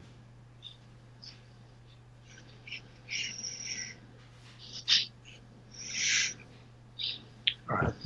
Higuain got the post-Chelsea look. We have no midfield, says Paul Robinson. Lukaku is a bum, Mr. Sitter. We should be 1-0 up, says Mark Welsh. And Bournemouth have scored, so it's 2-1 in that one. Well, that makes it a little bit interesting. Arsenal were running away with it at 2-0, but I always like Mike Phelan is on the in the technical areas, so it's always nice. He seems to be almost sometimes more animated than Ali. Fred appears to be playing the deepest of the lot. Yeah, but he keeps tracking back, it seems, whereas like some of them are not. But yeah, we're just moving it around the back. It's nice. Lindelof's actually telling everyone to move forward, so he's been awesome. Yeah, I did say that before the game. I mean, I know we're all a little bit worried about this game, but the fact is, defensively, it is Ollie's best back four. I mean, personally, I wouldn't play Young, but Ollie does. So he's got his best back four, and he's got Daheia in goal. So, yeah, it's a step into the unknown with the attack and everything, with 5 of our front 6 injured, but the back four and the goalkeeper is something to build off. Actually, funny, Lindelof is literally yelling at Fred to move forward because they're playing in the same space. Yelling at him, pushing him out now. So what you said before about Bay actually makes a lot of sense. Like, if United were to go for Skriniar or Koulibaly for $100 million, are they really going to keep Bay? I assume they would just sell him I think he's on his way out for sure, yeah. And it's almost not worth him. Yeah, no, go for it. Justice O says, but why move your best player Pogba from his best position to accommodate Sanchez on the left where he's been consistently bad? And Sigmund Judge says, happy to watch you now Mourinho's gone. Palace are playing so narrow, we'll get success down the wings on the break. Positive start so far. Just to go to back Justice O though, I think that the thing is with that is, I agree, you want to play Pogba on the left-hand side of the midfield, but we haven't got any options tonight. He's got to play Sanchez. I personally think it's something in his contract about playing on the left, because he never, ever, ever, ever, ever gets put on the right-hand side, Sanchez. He's always on the left. So I think Ollie's got to move Pogba, because if you've got to play Sanchez on the left, you've got to move Pogba, haven't you? Yeah, I mean, it's the fact that we're at all screwing with Pogba's rhythm to accommodate Sanchez is unfortunate. I mean, obviously there's no choice in this game, but that's a longer-term question. Question for you, Jared. Mr. Hoss says, pick one for your team, Gerrard, Lampard or Vieira. I think they're all a bit shit now, aren't they? But I presume he's talking about prime. Gerrard, Lampard or Vieira? Vieira, just because I don't want to pick the other two. I would go Vieira anyway. Because for this United team, I think you've got Pogba for that, and Herrera for your box-to-box stuff. We actually need a CDM, so it would be Vieira for me. Who do you think we buy as a CDM? Is another question. I was talking about that before. I mean, will we buy a CDM? If Fred comes good, you've already got McTominay, who he really likes. Matich isn't going anywhere. We might not buy any. I mean, I just do worry about whether under Ollie he's going to be he's the right choice, but whether they'll see him as a cheap choice, but that they don't give him any money to spend. I mean, Ndombele is somebody I would like, but I can't think that's going to. Also, Liverpool are up 2-0. So, I could really use some more goals in that game. Bet 4 goals in the first half on that game. Did you? Yeah, at $7 to win 115. For 4 goals in the first half, that's a bloody hell. I'd never do that. I know. Well, again, you're a more composed gambler than I am. We'll see what happens. We go corner. Oh. Farouk says Fred is not a CDM, Mark. Come on. I think you'll find that he is playing as deep as McTominay is on the left-hand side. Yeah, Fred's definitely playing deep. And again, it's interesting to see because a lot of people, Shaw now, Lindelof before, are going to Fred and almost directing him. Also, Roy Hodgson has some neck on him. Looks like a chicken. He's an owl. He's always been an owl, Ollie. Sorry, not Ollie. Roy. I'm not going to take the piss out of his voice. No, I mean, he's done unbelievable things there because we remember they were almost relegated when he came in. Yeah, he's a good. Yeah, he's at that level. He's good. I mean, he managed Liverpool and it was a joke, but Lukaku again it's you just have no confidence when he's touching the ball that anything good's going to happen.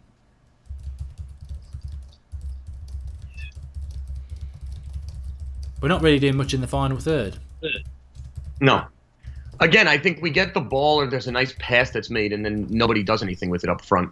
I really think we're going to see, I'm hoping that, that Chong comes on and makes something happen. That'd be very cool. Well, Lukaku's getting a lot of stick in the live comments as usual, but I mean, I hope he can do something. I still think until he loses 2 stone, we ain't going to see anything like the best of Lukaku. I just think he's carrying way too much weight. Explain a stone to a pound for us Yanks in the conversation. How many pounds are in a stone? Probably about 13, I think. Oh, okay. I was going to say that's a tall order, but he could definitely lose 26 pounds. He could lose more than that. Chris Joseph says, how can I be a moderator? I watch all the games. Mad Marcus is in charge of the moderators. Just DM Marcus all the time. He loves it'll be DMs. Fine. Shout out to Marcus. How you doing? Fred is playing worse than Lukaku, says that. I think you've got to cut. I mean, look, what have I been saying for the last few weeks? Fred must be shit because he can't even get in the team ahead of McTominay and Pereira. So he must be doing shit in training. But I'm glad he's playing so that he can hopefully start building himself back. I mean, I went to watch the Wolves game with you, didn't I, Jared? Yes. And Fred actually got took off after an hour by Mourinho, which I thought was a bit odd because he scored a goal. He scored a goal, didn't he? And then he had a free kick that nearly went in just before half term. I thought he had a good game that game, but he's hardly ever played again since. But he's going to be rusty in a game like this. He's going to be nervous. I think the problem is he's giving the ball away a lot. An inch away and a beautiful pass, but Palace, the defender, got in front. And yeah, I mean, again, he was coming over from the Ukrainian league, which is a step up from the American league. And it's like, what do you expect? There was going to be an adjustment period. I still don't believe Mourinho was the one who signed Fred. So I just don't know if he fits. I don't know if some of the signings that have been made over the past, we just need to rip the Band-Aid off, get rid of the people, and restart. Well, the thing about Fred is as well, is like, okay, he's probably... I think the criticism is probably valid, but you can't escape the fact that Pep Guardiola wanted to sign him. So, yeah, you're right about the Ukrainian league. It is a risk, but Pep saw something in him as well.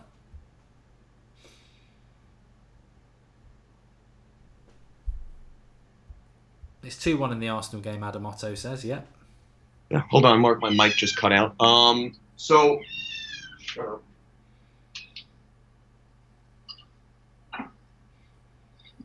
Sounds like you've got Lukaku with you. He's a bit of a pussy in front of goal.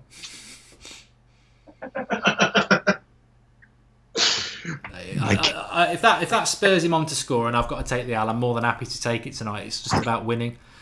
Yeah. I think if Fred carries on like this, I don't think he'll be on the pitch for more than an hour, to be honest with you. From what people are saying, the passing is... But then again, your passing game can improve. I mean, somebody just said there he's sprinting around a lot, he's getting involved. As Van de Candy said, he's hardly played. People need to stop moaning.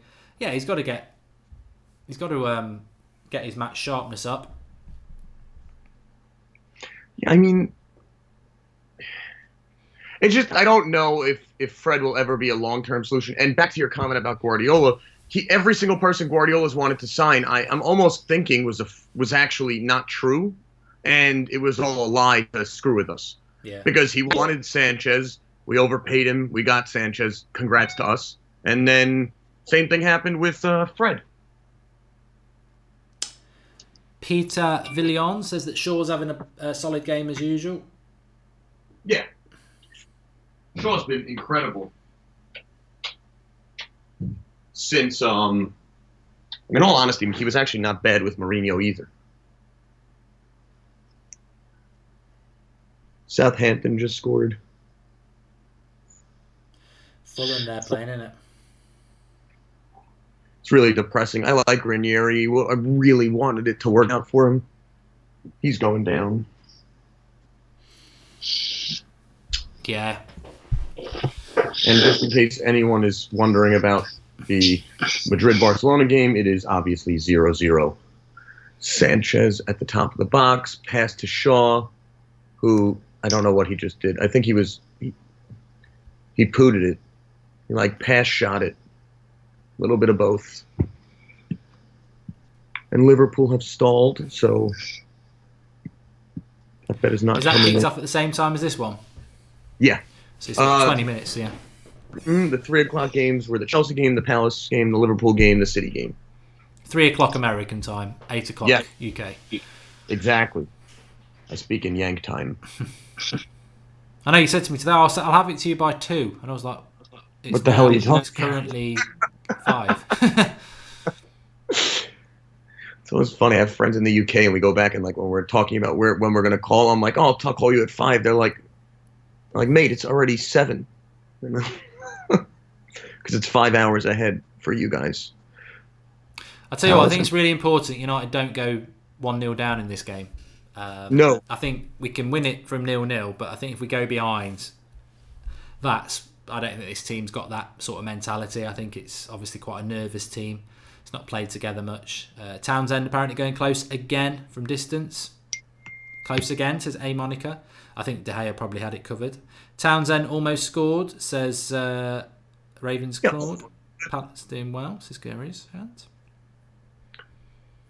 Hold on. Yeah, they always seem to have a deep threat, Palace. They have an ability to score from weird angles, but it didn't look close. It was a nice shot, but it didn't look like it was on target or close. So no, I tell you what, somebody just said there, City need to score because Liverpool are winning. This could be a night where City drop points, because I don't trust City. You look at where City have dropped points, bloody Leicester away, Newcastle away, Palace at home. They should have this league pretty much tied down, but they drop points in games you don't expect them to. No, it's funny. Last year we prevented City from winning the title, and this year I could see the exact same thing happening, but that would be gifting Liverpool the title. So there's no winning in that equation. No. Oh, you can guarantee that we'll play Man City at the end of April, and we'll need to win to get fourth. But if we do win, we'll hand Liverpool the title. You just know that scenario is going to happen. There's just no winning. You have said all season, though, that Liverpool are going to win the league. I do think they're going to win. I think they're built for it. I also think they're going to go. I mean, I thought they'd make a run on a couple fronts. I almost think that they may lose to Bayern and be fine with it. They got out of the cup competitions pretty quickly. They're all in on the league, I think. And Hazard boy, I'm just putting you in a timeout because you've asked the same question 3 times and you're being a troll. Next time, you'll be removed. I mean, I think he's done well with limited resources, and this year they actually got it together and they spent money. And Alisson is the only reason where they are, because you think about that Lingard save. If they had Karius in net, every team would have scored.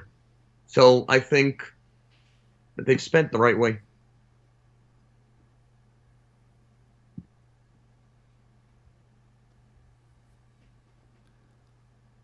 Still 0-0.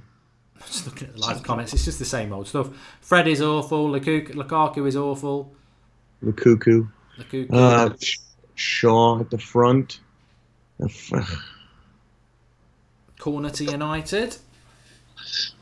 Tommen is basics, as Pat Owen. Look, there's a lot of people saying the midfield's crap. I mean, what do you expect? I think we need to reinvest. I think even when you've got Herrera, Matich and Pogba, you need to reinvest in the midfield. We haven't got Herrera and Matich tonight, so you've got McTominay in there, Fred in there, and Pogba. Of course, it's going to have its issues. Otherwise, we would be playing Fred, McTominay, and Pogba when everyone's fit, and they're not. They're backup midfielders, so of course we're going to be weakened. But corner for United. Hopefully, we can get something from this because set plays could be really important. Yes. Here we go. Young taking it. I don't think anything came of it. I mean, that's kind of a standard. If you just say Young is taking it, just move on. And right to the middle. no one was there. Smalling did set it up, but it didn't go anywhere.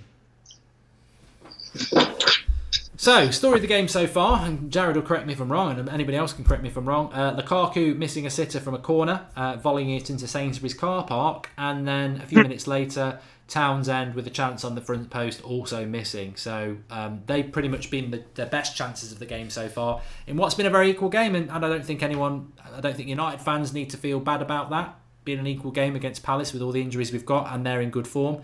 I think the first goal in this game will be key. I think if United concede first, it'll be tough to get back and win it, but anything's possible. I think if we can get in front, it'll give us something to build on. But I did predict a draw, so let's see how it goes. Yeah, I think to your point, we cannot go down. As long as we stay 0-0, we should be in control of the game, but I think if we go down, we got a little bit of a problem. Although we did go down 2-0 last year. So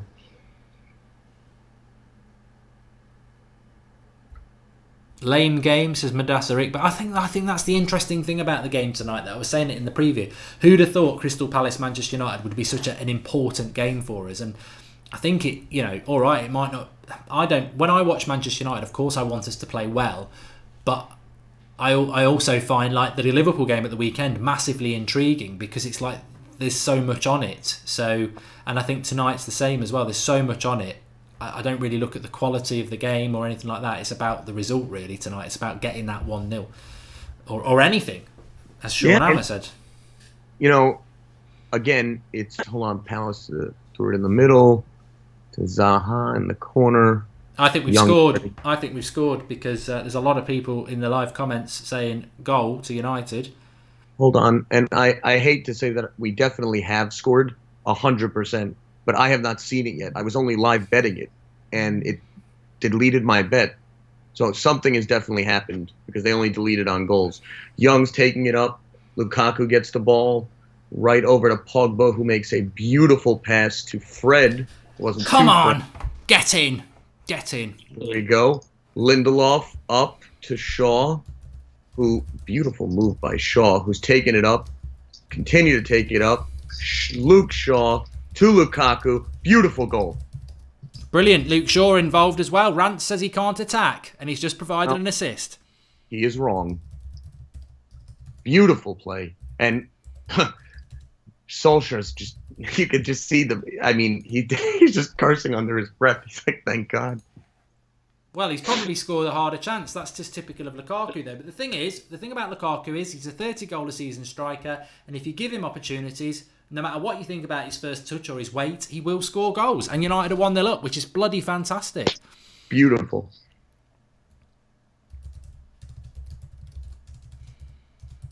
That's all you could ask for. Shaw, unbelievable footwork. The pass to Lukaku, it was smooth, it was composed, it looked like he knew Lukaku can't handle much more than that, so he tapped it on. And just like Happy Gilmore, Lukaku just tapped it in. Beautiful shot. Buried it. Credit to Lukaku. Yeah, well, look, this absolutely fantastic. Absolutely fantastic for Manchester United. And we're 1-0 up. And look, we're going to have to defend in this game. Of course we are. But this is what it's all about. It's about getting a result here tonight. And there'll be a lot of people not very happy about that. A lot of people. Nearly 1-1, says Gary Smith. And bloody hell.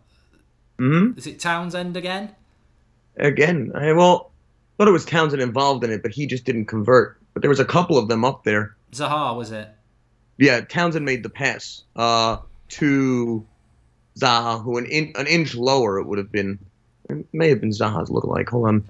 Switched off. Should have been 1-1, says Michael Skerritt. And Shaw's run, says Hazib Hassan. That's what I was doing. I was just tweeting about it to Rance, basically.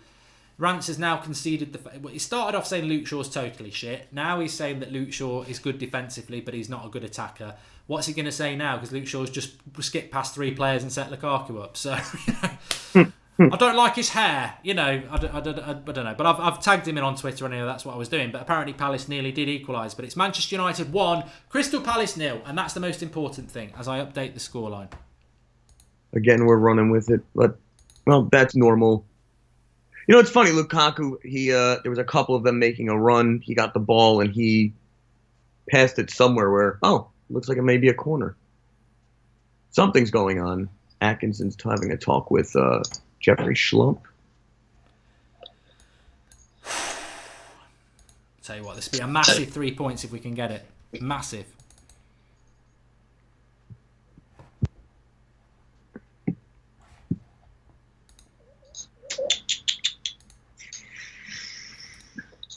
I'm updating the score, people. Don't worry. It just takes a little bit longer with Drawty's graphics, but it's always worth the wait to see the one in the United side. 1-0. It's the only thing that's slow about these graphics, which I have to say are absolutely the dog's bollocks. So let me come back to you. 1-0 Manchester United, people. Shaw. Here we go. Got a super chat here. Shaw doesn't do enough in attack. Lukaku is shit. Next we'll see Alexis with a screamer and Fred with a brilliant assist. Support your players. Mr. Glenn Johnson.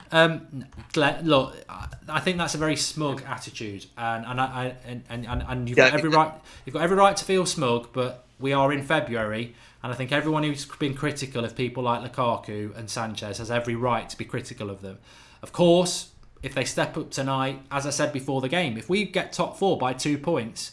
This 3 points tonight will be massive, and we will remember that from Lukaku, and it's very important. But let's not pretend that Lukaku and Sanchez haven't deserved the criticism they've got. You know, of course, a page can be turned, but I think people who've been critical of them are right as well. If you didn't criticize Sanchez and you said just support the decisions that were being made, and then Marcia never came into his own, which he has this year, it would be because we never criticized Sanchez. Fans are allowed to have an opinion. That doesn't mean you don't support the team. Just means you have an opinion. Pranay Singh says, by the way, Lindelof is playing like a leader. I think Lindelof or Pogba should be the leader, Jared. I've said this before. I thought they were leaders against Liverpool, especially after all those injuries. And I don't really understand why Ashley Young gets it. And at that chance that Crystal Palace had to equalise straight after we scored, Ashley Young's gone AWOL again. So I think Lindelof or Pogba, maybe I think there was a little bit of damage done to the captaincy by... Hold on, Palace making a run here. There was a little damage done to the captaincy by Mourinho. I think that he talked it down so much that people stopped realizing what it meant.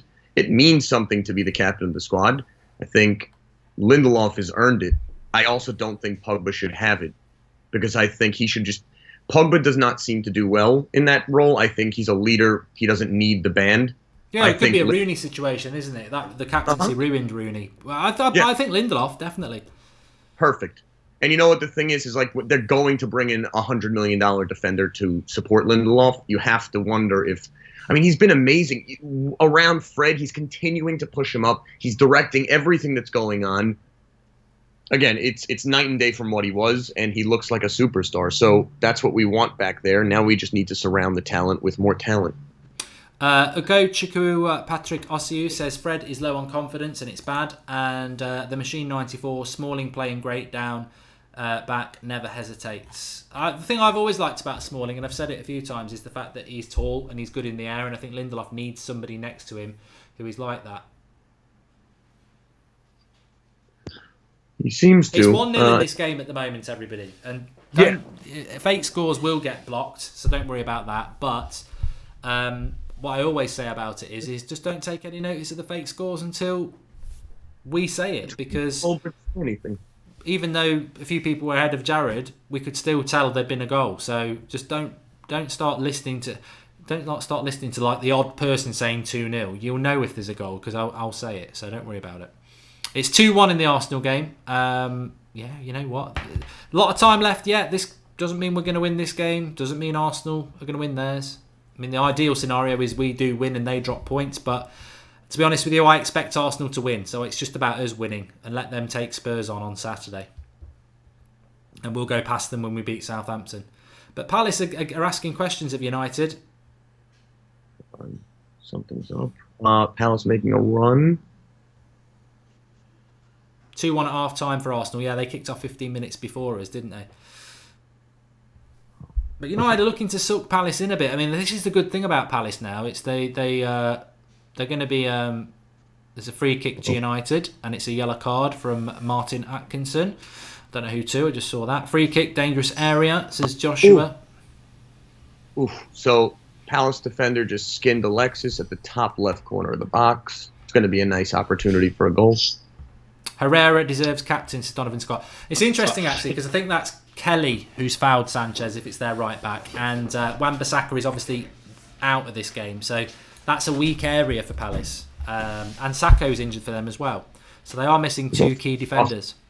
It was a rough tackle. He seemed like he went in with 2 legs. It seemed like it was 2-footed, but it's interesting, Jared. Just say this before the free kick because you'll be watching it. Ashley Young. Somebody said to me, Ashley Young will score today. I thought that's a little bit weird. Lukaku's touch is banter. No way a pro is that bad, says Justice O. But he has scored, and Herrera deserves the captaincy, says Donovan Scott. Yeah, I mean, I've heard of like rotating captaincies between, and I wouldn't think it would be bad between Daheia, Pogba, Herrera, Lindelof, based on who's playing. But I mean, those are the clear leaders at this point in this team. All right. Again, Shaw is decent. Still, other left backs at lesser teams have better defensive and attacking stats than him this season. People acting like he's Dennis, says Tobel. You see, you're always going to get your haters. Man of the match against Liverpool, fantastic for weeks, gets an assist tonight, and still the agenda carries on. There's better left backs at smaller clubs. Just, you know what? Accept when you're wrong. Accept when you're wrong. Tell me something else that's wrong with Luke Shaw now, because he's proved he can attack. He's been brilliant defensively. What else is he doing wrong? Is he not saving goals with his hands? I don't know. Nothing came of the free kick. Ashley Young right into the wall. Although, if it was an inch higher, I think they would have. I think it would have cut in on the left corner of the goal. Badly enough, I need Tottenham to score in the first half, which does not seem like it's going to happen. It's always a shit bet betting on Tottenham. Is it 0-0 in that one? Yeah. The scores, if anyone cares, it's 0-0 City, 2-0 Liverpool, 1-0 us, 0-0 Chelsea. Fulham are down 2-0, and then Arsenal, Bournemouth are 2-1. And that's half time because they're playing a little bit later. Yeah. And then 0-0 in the Copa del Rey. All right. So we're at 44 minutes.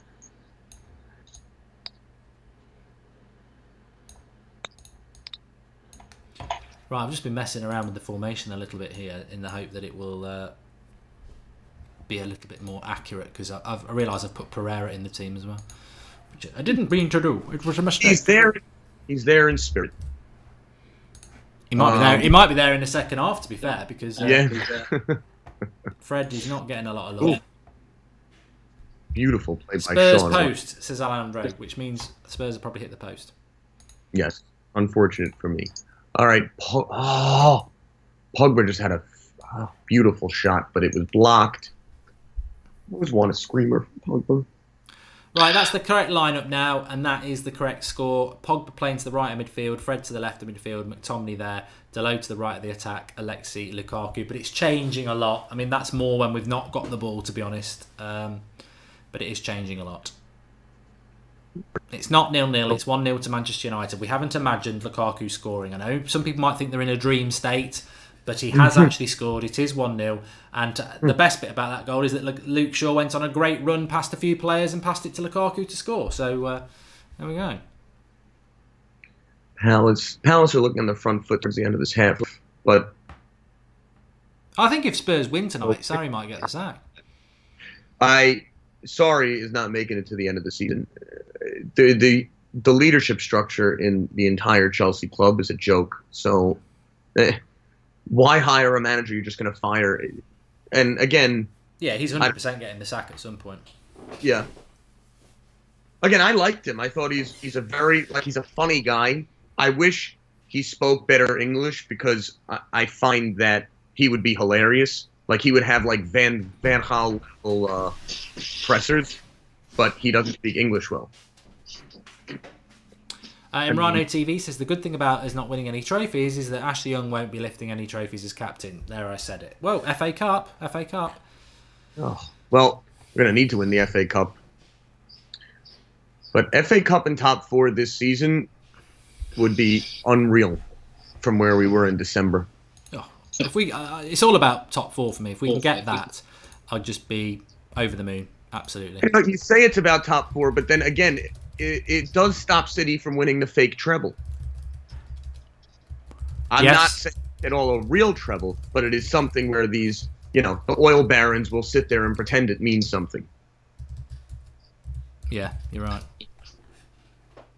I don't think City are going to win the quadruple. I think we're going to have to contend with Liverpool winning the league. Unfortunately, I'm using reverse psychology, but there you go. Jared, I just want to quickly go through the team because I think it's just about half time. Your match ratings so far, we'll just do those. And Kinky Goldbridge says, if we win, aren't we still behind Arsenal? I'm lost. Yeah, we are. But again, Arsenal have a much tougher match than we do, and we should be winning the matches that are upcoming. Yeah. It's halftime in every game now. So Daheia probably a 6 because he's not really done anything. I would think that's fair. 6 for Daheia. Ashley Young? Young, I mean, forgettable, so 6. Smalling? It's been fine. Again, hasn't done anything wrong, so 7. Oh. Fine. 7 for him. 6 for Young. Smalling, Lindelof, 7. 8. Lindelof, an 8. Luke Shaw? 8 or 9, honestly, because the run was all him. He's been playing unbelievably well. He's trying to set stuff up. He's doing exactly what you'd want out of your left back. So, 8. McTominay? He hasn't been bad. I would say 6, 7. In that, we're 6.5. 6. Fred? 4. Ooh. Pogba? 7 or 8. I think Pogba has tried to set up opportunities throughout the match, and if the people around him were better, we would have more goals. But he set up Dalot to take in that run, and that was unbelievable. And he did it, just back-heeled it. Pogba won me over. I was absolutely wrong on Pogba. I was saying, when he was fighting with Mourinho, I thought he should go, and I was just patently wrong. Good to admit it. Prani Singh says Lukaku has not been that bad, and he scored a Martial goal with his right foot, which is a good point. Dalot, out of 10? He's been playing unbelievably well. I would say 7 or 8. Okay. Sanchez? Sanchez, 7. He hasn't been bad, And Lukaku? Only because he scored. He's missed some sitters too, but I hate. Can you do 7.5? Yeah. Deal. So there you go. There's your player ratings at half time. Quite a mixed bag. Look, Fred's probably been the worst player for United. Lukaku getting the goal, which is very, very important. That's what he's there to do. Very equal game, to be fair. Crystal Palace have had Lukaku's had United's best 2 chances. We put one in Sainsbury's car park, and then he finished one very, very well from a really good run from Luke Shaw. Palace have had a couple of good chances. One straight after we scored. One a few minutes after Lukaku missed his from Townsend, but it's United 1-0 in a very equal game. But I tell you what, Jared, that is not really my focus tonight. It really is just about 90th minute, 3 points for United. I don't want to overanalyse too much the performance or individual performances, because really we know that this is not our best team. If Rashford's fit, Martial's fit, Lingard's fit, Lukaku's nowhere near the team, and happy days. But on a game like tonight, we desperately need him. And I'm so happy that he scored that goal, because we desperately need that goal. Yeah, and now, just looking at possession stats, so it's 59% possession to us, it's 41 to Palace. We've completed 100 more passes than them. The passing accuracy is about the same at 80%. And then again, 5 attempts for both of us. The only difference is we had 1 on goal and it went in, and they've had 0. Zidnartha Boss says, Shaw man of the match, McTominay fantastic, Pogba sitting deeper than usual, Sanchez finished. And it's interesting that, isn't it? Because, he says McTominay finished. Listening to the game and looking to the live comments, I've not seen one player say McTominay's done anything other than be steady. And yet I think sometimes shit players are steady and they get called world class because they haven't done anything wrong. He's clearly not done anything wrong. He's clearly been steady, but this whole comment there about him being amazing, I haven't detected that.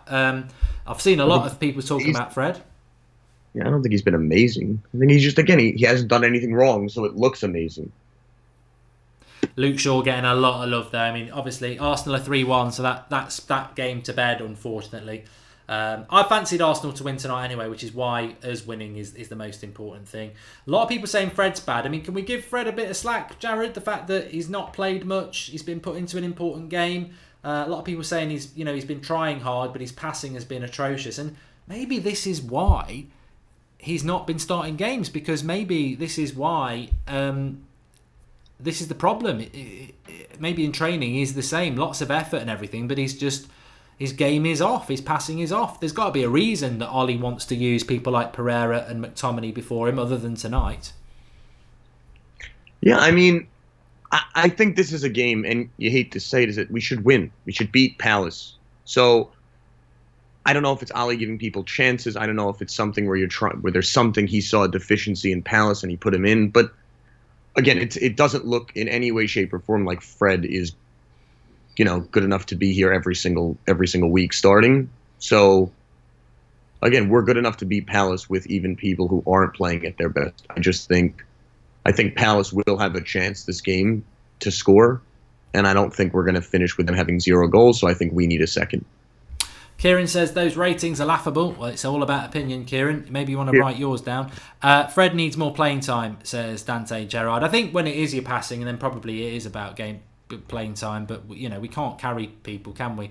Smalling and Shaw have been best for me so far, says the Machine 94. I don't think there's any. I tell you what, Luke Shaw might be getting second man of the match in a row by the sounds of it. Stian Andreasen says thought Pogba started a bit bad, not good. Fred was rusty but got better. Lukaku I thought was pretty good even before the goal. Shaw great. Lindelof awesome. There you go.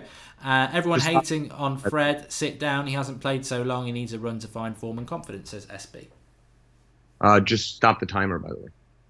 Yes. Okay. I mean, I think the thing about what is clear to me tonight is why Fred is playing and why Pereira is not playing is quite clear to me, and that is because we've shifted Pogba from the left-hand side to the right-hand side of the midfield. I think if Pogba had been playing in his normal position tonight, Fred would have been on the bench and Pereira would have played off the right-hand side. But because we've shifted Pogba to the right, Fred is obviously left-footed, so that's why we've done it. And as we know, Sanchez and Pogba destroy each other's games. So I think we've tried something a little bit different tonight.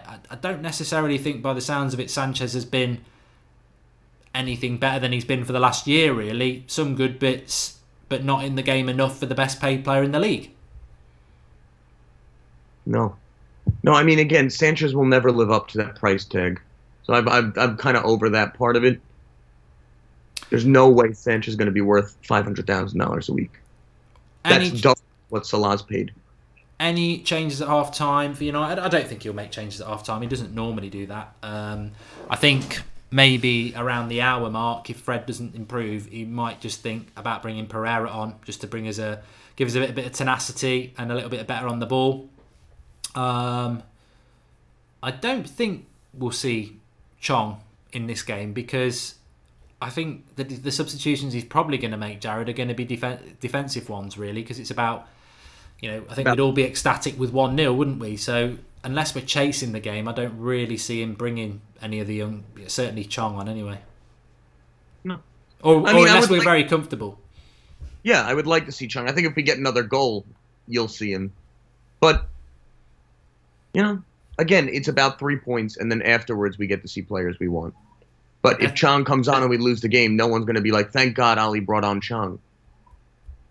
Trenton Mitchell's made a good point. He says, Fred doesn't understand English at all, and that's the adaptation Ollie is talking about. He looks like a deer in the headlights and doesn't understand anything. Well, I don't know whether that's true, but if he is struggling with the language, then yeah. And yeah, we've done that one okay. Pogba to the left, Chong on the right for Fred, says roasted turkey, and Sanchez off and Chong on, says Anime Niak. I love to see that. Leave Fred alone, he needs matches to improve, says Lam Reed. And Hazard's all over Spurs, says Mad Marcus. I think it's 0-0 in that game, actually. Let me just have a quick look. Southampton 2-0 up. Chelsea 0-0 with Spurs. United obviously 1-0, Liverpool 2-0, Man City 0-0, and Arsenal are 3-1 up against Bournemouth. I mean, I don't know why anybody thought Bournemouth were going to get a result. They are absolutely embarrassing away from home. They really are. They're quite good at home, but they're terrible at away. Samak Roy says, buy Depay or Sahar, sell Sanchez. Sahar will never come back to Manchester United anyway. And Ian Meavy says, I think Fred is doing his job. On course for a huge 3 points, says Tommy King. Long way to go. Palace have had their chances. And I think if United get this, if we can get the second goal, it'd be a massive 3 points. I personally feel, Jared, that if United were to win this game tonight, it would probably be Ollie's biggest achievement. And I know we've been to Chelsea and won, and Spurs and Arsenal, but to do it with a team that he's got no time to work with, because Liverpool was only on Sunday. They'll have a day off on Monday, so 1 day's training. To go to Crystal Palace, who are in form, with Deadwood FC effectively, and win would be a massive, massive achievement. And I like the way he's set us up again. It's been a bit end to end, like we've said, but it's been we've been very much in the game. I mean, I think we needed the first goal. We got it. I think now we need the second goal and put the game to bed. What sub should we make, says Thomas Stedman. Well, I personally wouldn't make any changes till around the hour mark, and then I would bring Pereira on just to give us a bit of energy in the midfield. Take one of the midfielders off. I mean, you've got Rashford on the bench. You probably don't want to use him, but if he's fit enough to be on the bench, then get Rashford on for Sanchez and let's go a little bit more direct. I mean, I'm hesitant to use Rashford at all this game. What he did against Liverpool was incredible, and if there's any risk of re-injury with who we have out, I think this specific team needs to be able to pull it together. I don't want to risk it. Nick P says, not to be greedy, but we need to keep up with Arsenal's goal difference. If it could come down to that in the end, a cheeky second would be great. Yeah, I agree with that. I think, just shout out to Delo, by the way. I think he's sort of been the player that not a lot of people thought were going to start, and playing in a more advanced position. He's certainly, against Van Aanholt as well, because Wan-Bissaka's, I mean, that's the thing about Sanchez. Sanchez is, he's up against Crystal Palace reserve right back.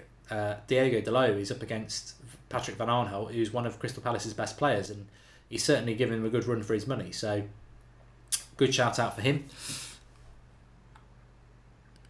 Some players just never adapt. Brazilians tend to struggle at our club, says the outspoken spectator. We do have a bit of a Brazilian curse, to be fair. Yep, well, it hasn't been fixed yet. And Michael Jones agrees with Jared. He says Rashford needs to stay on the bench. In an ideal world, you're probably right, yeah. And it's 0-0, by the way, and in Barca Madrid.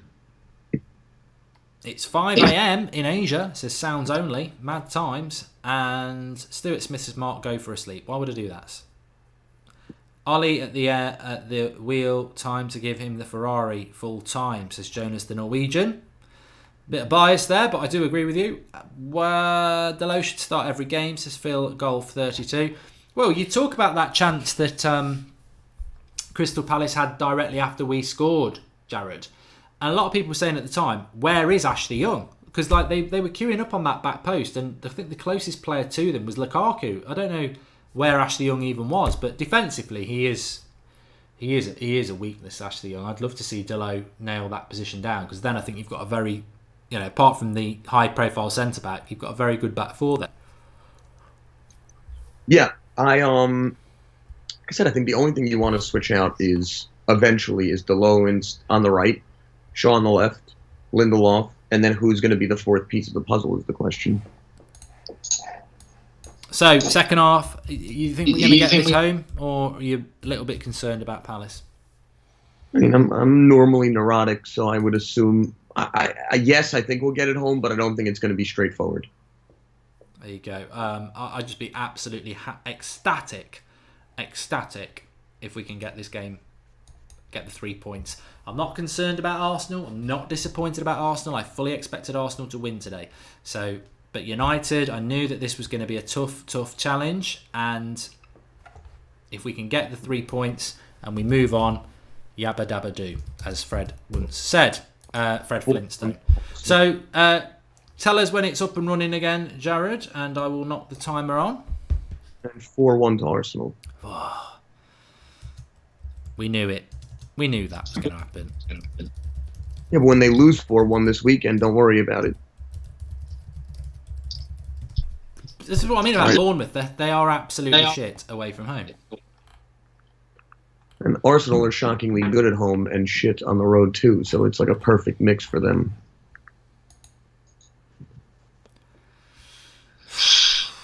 So if we were to draw this game and Arsenal were to win, they'd make another 2 points up on us, so they'd be 3 points ahead. And with the goal difference they've got, even if they lose to Spurs and we beat Southampton, they're still above us. So we need to win. That's Yes. the bottom line. We need to win so that when Spurs beat Arsenal at the weekend and we beat Southampton, we'll be back up to 4th before we go to play them at the Emirates for their cup final. Yes. That's going to be some game. Players are coming out. Well, fasten your feet belts. Fasten your seat belts, everybody, because this is, at the moment, a very good result for Manchester United, but it's a precarious scoreline when you're away from home. Of course it is. Should we get a Cardi for Lukaku, says Summit Roy? Yes, 100%. Good luck. Well done, Lukaku, scoring today, but don't tell me he's got a future at Manchester United. Not at all. I mean, it's hardly been fluid, has it, Jared? I mean, we've done a good job, but it's not been a fluid attacking performance. No, this just reminds me of an older, this reminds you of almost like a Mourinho-style performance where, hold on, and they are kicked off.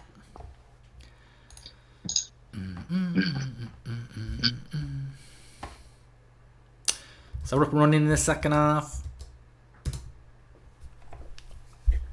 Make sure you subscribe to the channel if you're new, bottom right hand corner. Get involved with the United Stand. We're live every night at 8 o'clock. We've got previews. We had Samuel Tarley from Game of Thrones on today.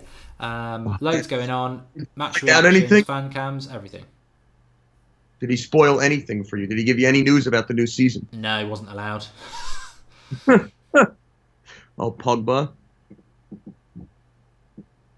Well, I don't know where. Oh, Delo. Oh, whose head did that hit off of? Beautiful pass to the center. Beautiful. I think it hit off of Pogba's head, and it just we just missed a sitter. But Delo, what a beautiful pass. It's that rubbish haircut of Pogba's. Yeah, it was Pogba, but it wasn't as easy as it looked. So it didn't look easy when you look at that, when you watch it back, I should say. Should have had it, but a little hard. All right. All right, minute and a half into the game.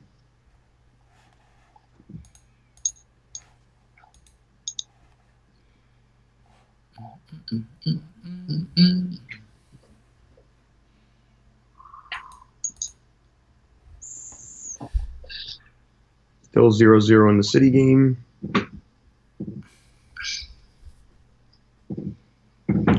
Oh, again. A lot of love for Luke Shaw in the live comments.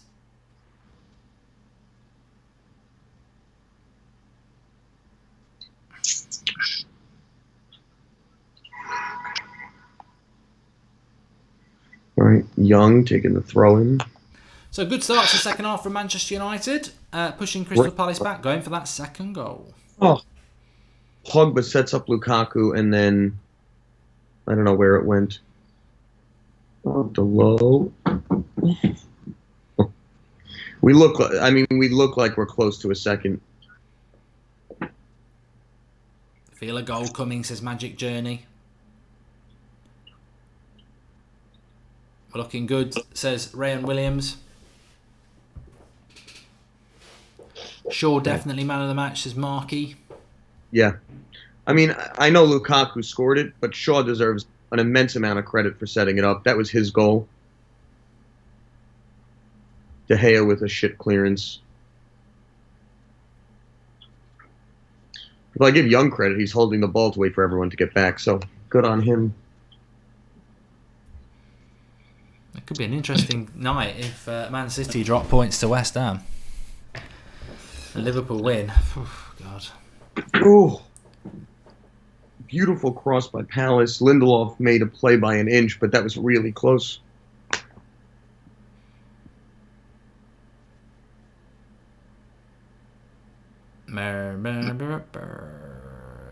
Yeah, I think Sanchez needs to step it up second half. Lots of people saying a bit anonymous, a bit quiet. Yeah.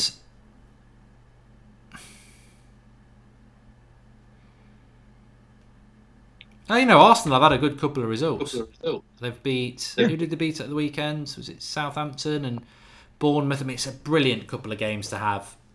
When you've got 3 games in a week, it's a really good couple of games to have as your first 2 home games against easy teams.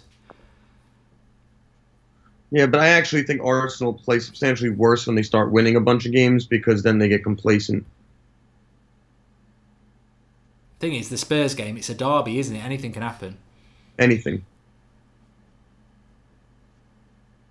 And Liverpool have Everton, so you'd be hopeful that maybe Everton can scrape out a draw, but they look terrible. It was not worth hiring Marco Silva. Zed Jamie says we're not taking our chances. It's true.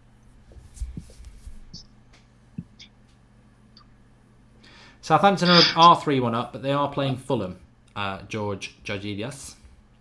Who are crap. I got 2-0 for Southampton. All right. And then everything else, no other changes.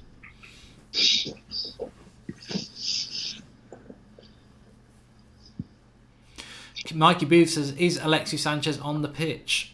I don't know. I mean, obviously he is, but standard invisible. Sanchez, as we say that, draws a corner. He looks winded.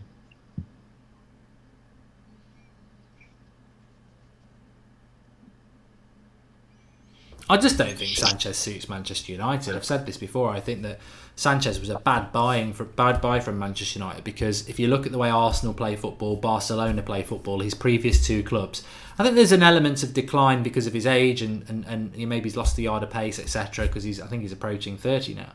But I think this could be United 2-0. Jared, I'm seeing things happening in the live comments and it's looking good. So we can confirm. Again, beautiful goal. Beautiful goal. Set up on the corner. 2-0 United. Bang it in there. That's the goal we wanted. That shuts up the Arsenal lot. It's Manchester United 2. Lukaku on a hat-trick. Give him the chances and Lukaku will score the goals. We've always said it. So young Smalling headed it right over to Lindelof, who put it in perfect position for Lukaku, who made a beautiful half scissor kick, I guess. And beautiful goal. All around beautiful goal. From a corner as well. Mm-hmm. Well, this would be a fantastic result if we get it. Absolutely fantastic for Manchester United. And that a lot of people were saying that second goal was coming. And now that we've got it, it's a bit of breathing space. And I tell you what, I just feel like a weight's been lifted because it's such a tough game for United with all these injuries. And to get a 2-0 lead, all right, there's a lot of time to go, but with that defence, let's just play cleverly now, and not literally Tom cleverly, but let's play clever football and just see this game out. Fuck what Arsenal are doing. 3 points was all it was about United tonight, and if we get 2 goal difference, great. But I'll be happy with 2-1, whatever, just as long as we win. I think we could start worrying about goal difference towards the end of the season. At this point, we just need to get points and assume that Arsenal will be Arsenal and screw it up. Ooh, got a corner. Well, last time I was doing a tweet after we'd scored, they nearly scored themselves. So everyone just keep an eye on Ode Palace. But it's United 2-0 up. And wow, it just shows, again, I just want to say this again. I'm going to take this as a note for my match reaction if we win as well. Ollie, it's the amount of injuries he's got. If he gets a result here tonight, masterstroke. And, we can take the piss out of Lukaku, and I think it's valid. I think as long as you don't involve Lukaku in the build-up and you give him chances, he'll score 30 goals a season because that's what he does. But you've still got to get him going. You've still got to get him going, and Ollie's doing that. Lindelof is just unbelievable. Didn't he cost like $23 million or something? Yeah. It's not, Well, he's just getting better and better as well, isn't he, Lindelof as well? yeah, he was offside, so that's okay. Still 0-0 in the Chelsea-Tottenham game.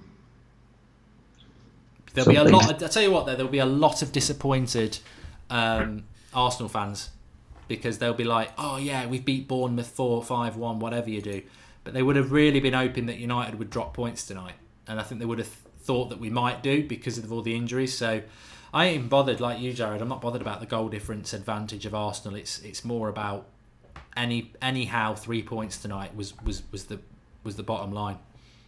I think you also, again, you have to think of where we were in December. Nobody thought we would be in this position. So this is all good. A game like this, these are the games teams slip up on. The banana peel games. I think this would have been a tough game for us even with all the first team. So to go down there and do what we've done, Palace have been in great form. And look, the game's not over yet. I don't want to count our chickens before they've hatched, but at the moment it's been fantastic. And I'm glad that Lukaku stepped up to the plate. I mean, Sanchez probably hasn't as much as I would have thought, but neither of them could have done. You know, Lukaku could have let his head drop after that missed chance, but I'm a firm believer that if you give Lukaku chances, he will score goals. Is he the right sort of striker for us? The way we want to play properly? No, because the build-up play isn't good enough. But there will be teams that Lukaku, we always said if you take him outside of the top 6 sides, he actually...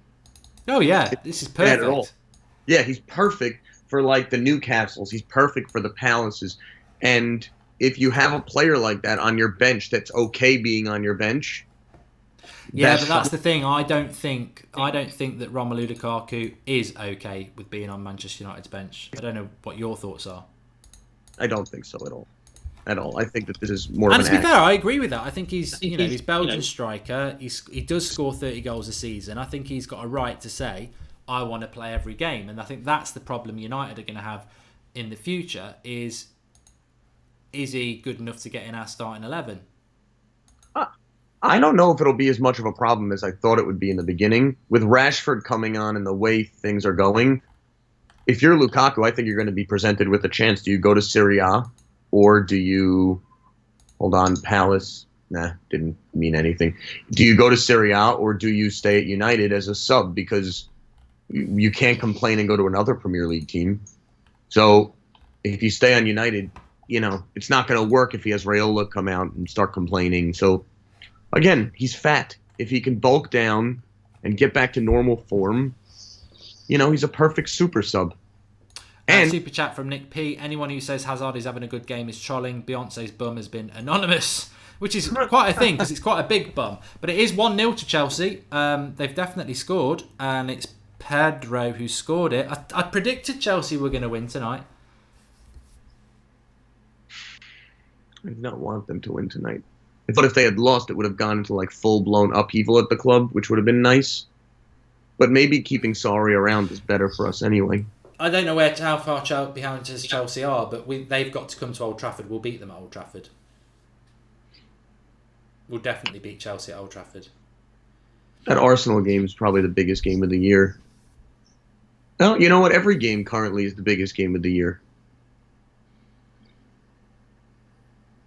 Young...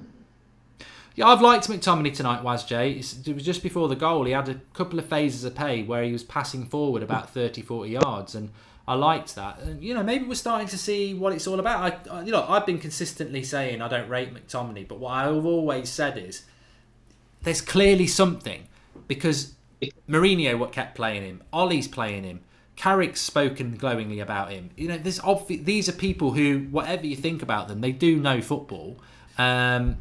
Pranay Singh says Sahar just broke Young's ankles. He didn't score, though. That's the main thing.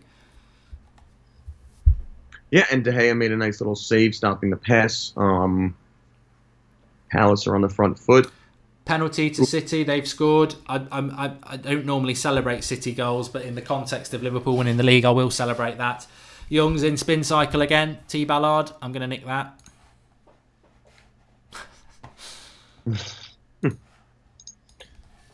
Palace are not giving up, though. They got nice chances. They're getting in behind the defense. It's just the passes are an inch or two off.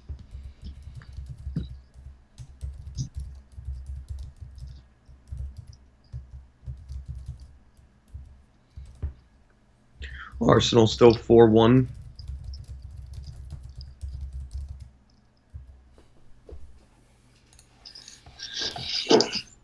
Aguero with the penalty. Let's go City, says Average Person. It's a weird thing for his Manchester United fans to be happy about a Manchester City goal, but needs must.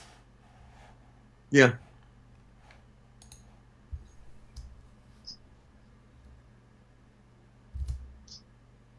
Delow right down the right-hand side doing wonders. McTominay is a hometown discount to United, says T. Ballard.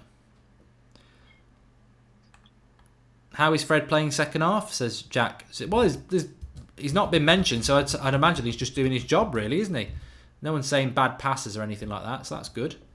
Well, I haven't really noticed him doing anything wrong, but I feel like after Lukaku's goal, it's more about just composure and everything else. I do think there's a chance we see Chong today. Just with the way things are going, why not? Well, Sanchez, I've not heard anybody mentioning Sanchez at all. So maybe bring in Chong on for Sanchez. But I suppose Ollie would be like, do I throw? Gustavo Cortez says, goal Aguero, Jared is a clown.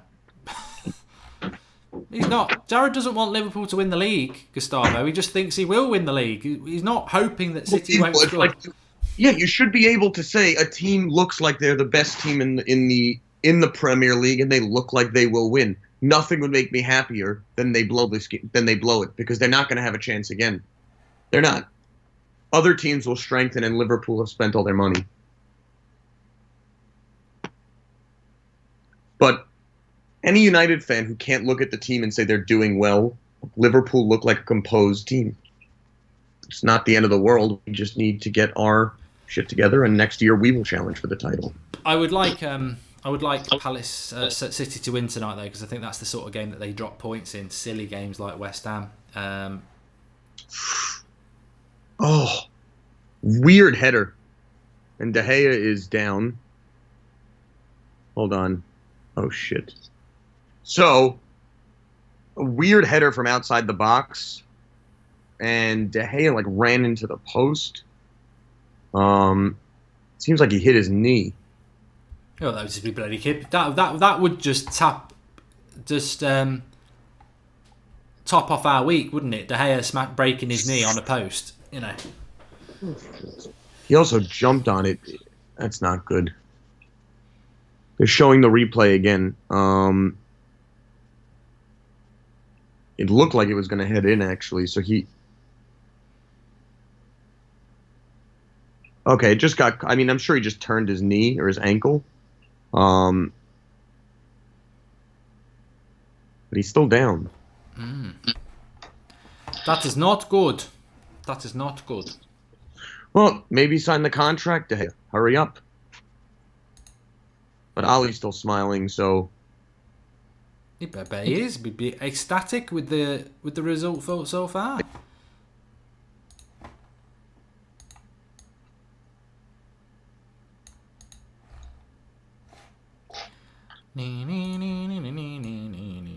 Well, this is going a lot more relaxing. I was talking to Adam, who does the fan cams on Twitter today, and he was expecting a very, very nervy game. And that's not to say we won't get a nervy last half an hour, but at the moment it's lovely stuff. He looks a little off. He is staying on. Arsenal are up 5-1 now. It's never a good sign. All right, but Daheya's moving. He looks really... He's moving around gingerly. Oh, but a very nice pass. Oh, and somehow that was not a foul, so they think Sanchez dived. The thing is, it's very rare that goal difference will actually matter. So... Ooh. You know what it comes down to? If we blow the game against Arsenal at the Emirates, then you're going to have to start looking at goal difference. But that game, as long as if we can pull out a result in that game, I think we're going to get top 4. I think we're going to get it anyway with the way that we're playing, but I think those are the games that you lock up top four with. The trouble with that Arsenal game is, and we've got to get this game done first, and then we've got to beat Southampton. But the trouble with that Arsenal game is that warming up. Chong's warming up. Good. Is that they're going to play as weakened. They're going to play a weakened United team, and that obviously, I think if United went there like we did in the cup, we'd beat them. So that's the opportunity that Arsenal have. Don't they have the first Europa League match as well? They do on the Thursday, yeah. Yeah, so we've got PSG, haven't we? But yeah, I'm starting to think that, and I know I'm not trying to get slated. I could actually see us playing a semi-weakened side against them. The only trouble is, do you want to get smashed? Honestly, I don't think the Champions League at this point is our priority. I don't think we have a chance at winning it, but especially with the people who are hurt. So I think it's more about locking top four and not taking injuries. Yeah. Oh, we got something.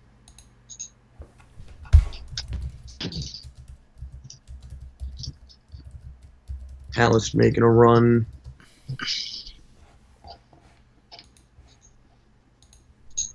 Zaha, beautiful against you. For fuck's sake. Palace are going to score, aren't they? Hold on. I think so. Bloody Young. Ashley Young fucking about by the sounds of it. Yes. And it is a Palace goal. Terrible. Looking terrible. Young just sitting there dilly-dallying in the corner. It gave them open opportunity to create something. Dribbled it right past Pogba, passed to the middle. Shaw lost his man, and then that's that. 2-1, everyone.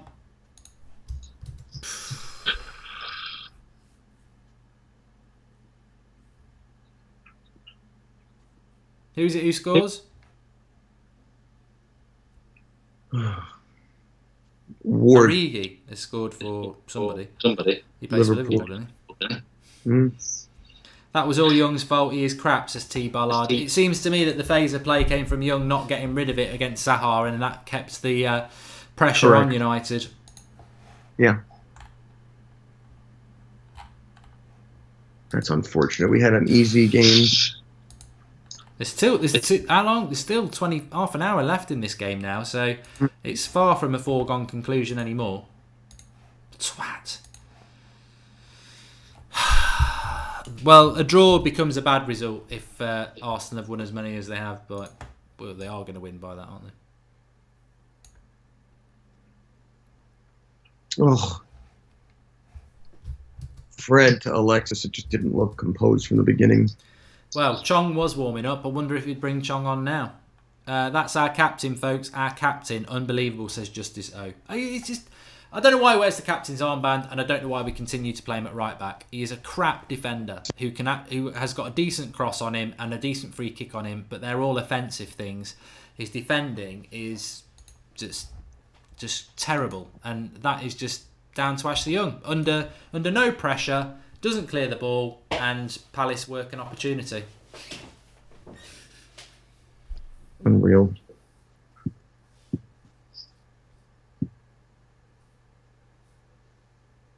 Palace fans are going nuts. They do have a very loud stadium when things are going their way. Liverpool 3-0 up.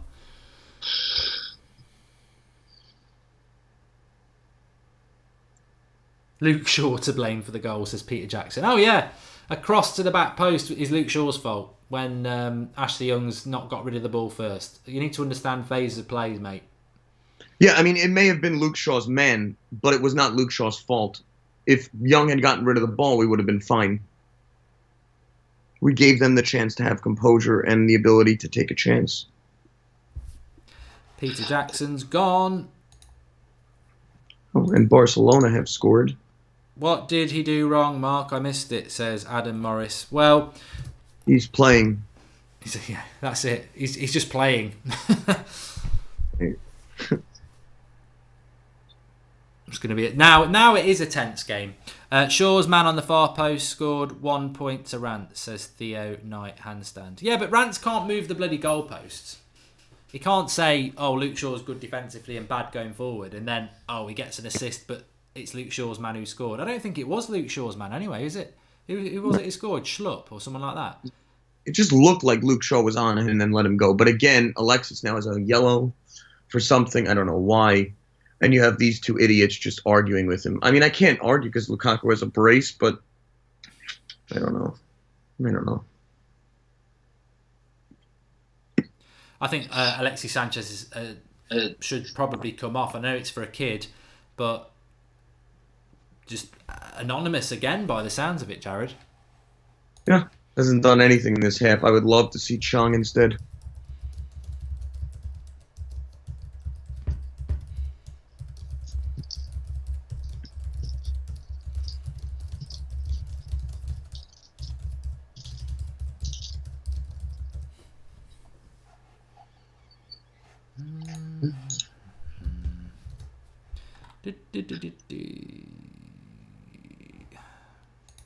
It's very nervy now.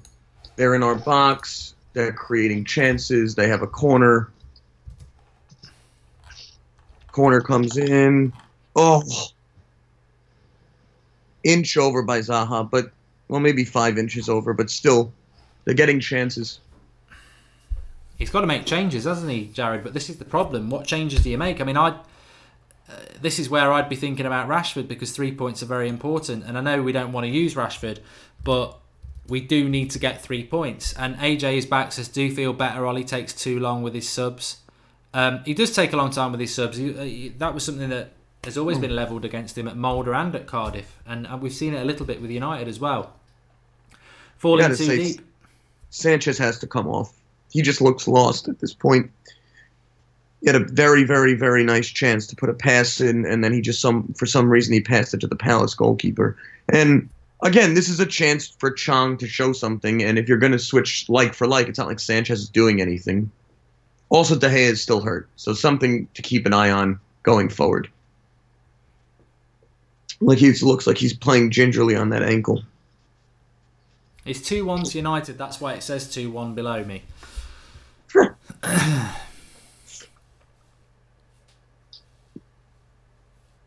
71st minute. Yeah, Palace have got all the momentum at the moment. Ashley Young makes me more anxious than a teenager at a local brothel. He's rapidly losing any credibility. Delo should be our number one right back, says Ultra Clorox Bleach.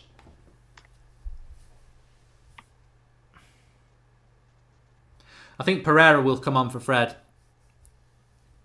because I don't imagine that Fred can come into a game like this and play for 90 minutes when he's not been playing. So I think that would just be a fresh legs thing.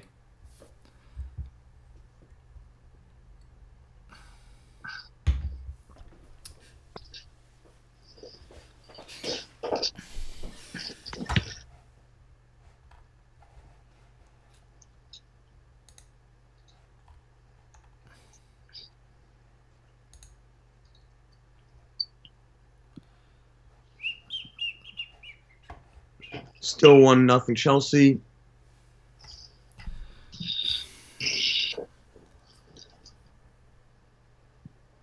Mad Marcus says get Chong and Pereira on. Yeah, I think a little bit of flair and a little bit of legs would be nice at this point. Hold on. This is not good. We got the frozen bed again. Okay, we got a free kick for Palace right at the top of the goal. Luke Shaw. Terrible tackle, to be honest. Well, I think it comes from Daheia. Yeah. With a terrible kick out. Tell you, Daheia, there's something up because he's not moving the right way on his ankle. Okay, I'm blocking you from the channel. I'm fucking fed up of you, you prick. Where is he?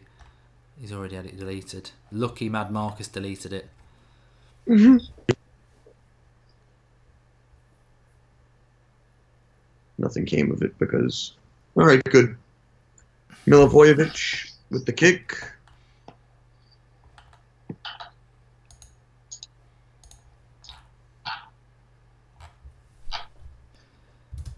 Well, Chong was warming up, and I think he was probably coming on at 2-0, but Lando, you can't comment anymore, and you know why. If Rashford is on the bench, he should be able to play 20 minutes.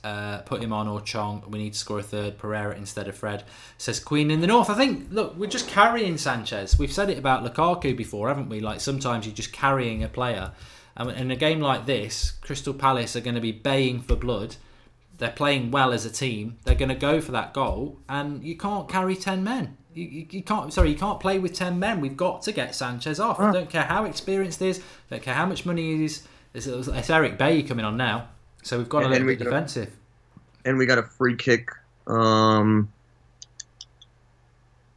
kick on Sanchez. Nice little pass to him, and he got taken down. Also, it very much seems that City's penalty was not a penalty, so everyone could be excited that Liverpool's Twitter is up in flames. Very exciting there. Good. So Eric Bay's coming on. Who do you think he's going to come on for, Jared? I think he will come on for Fred, and we will go 3-5-2.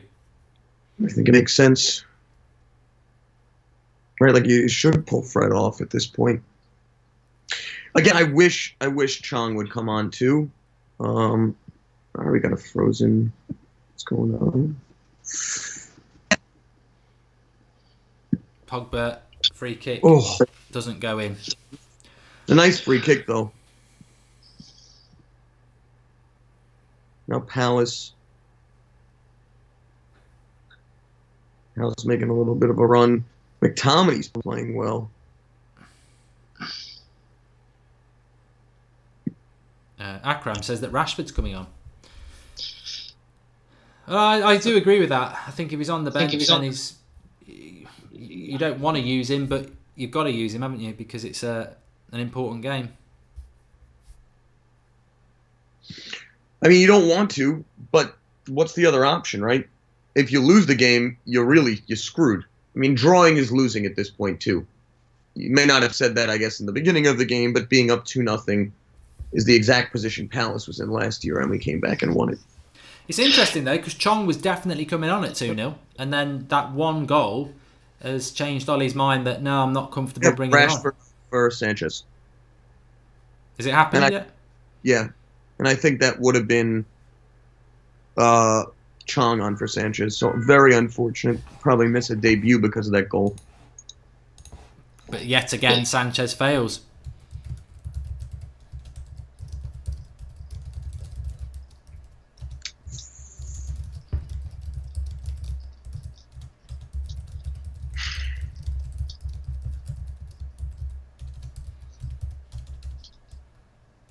The low is off for Bailly. So I don't agree with that. But nope. So is Ashley Young just stays on because he's got the captain's armband? It's a protector. Mm-hmm.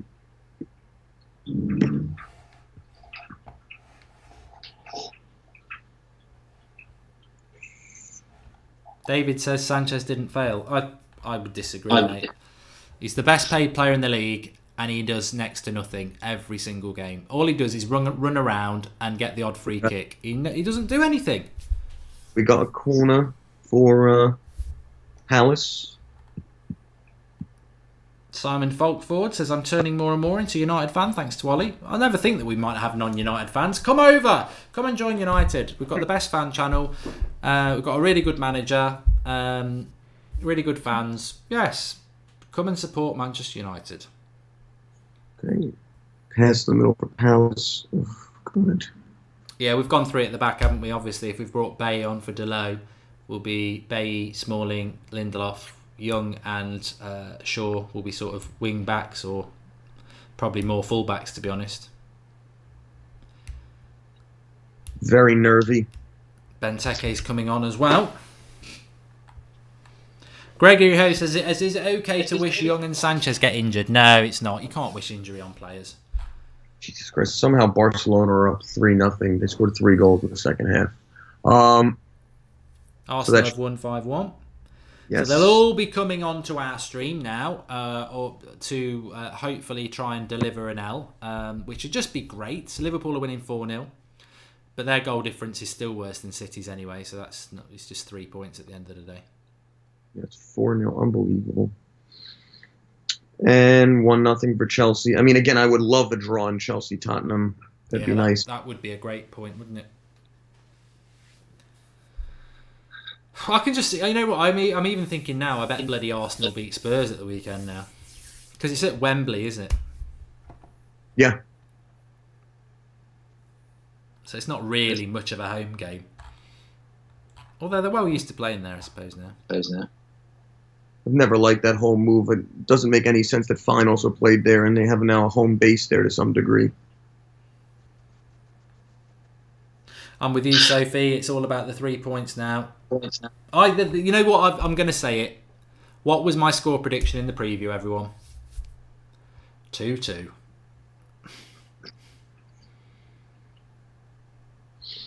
I hope you're wrong. So do I.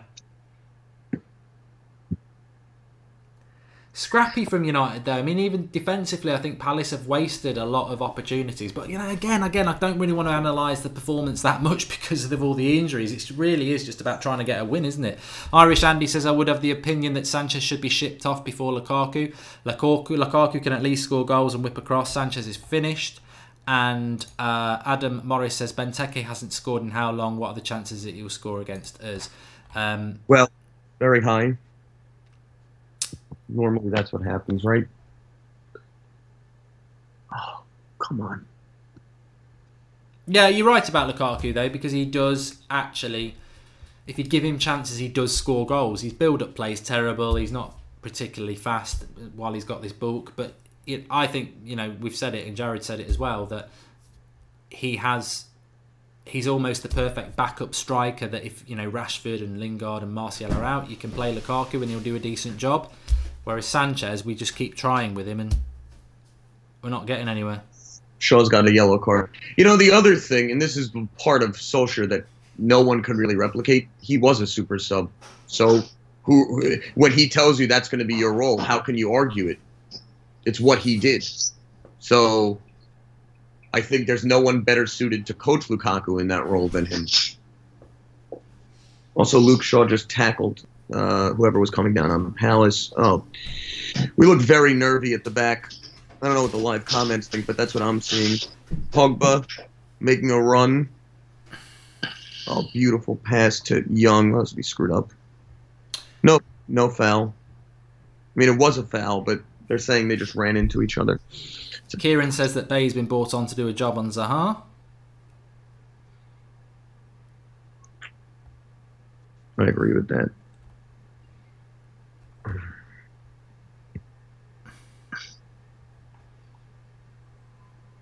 I think Jack Charlton just said that Lukaku can be a decent player from time to time. Look, whatever anybody's thoughts on Lukaku is, he's got a terrible first touch.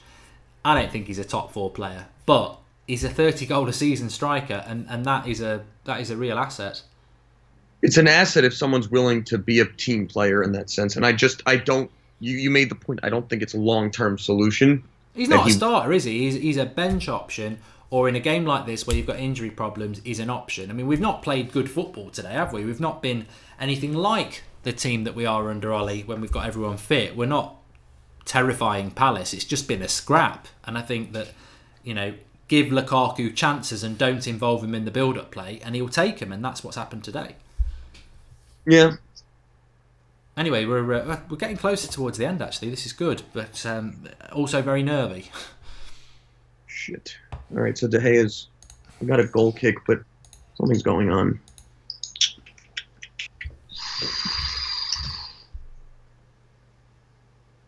I think United have scored.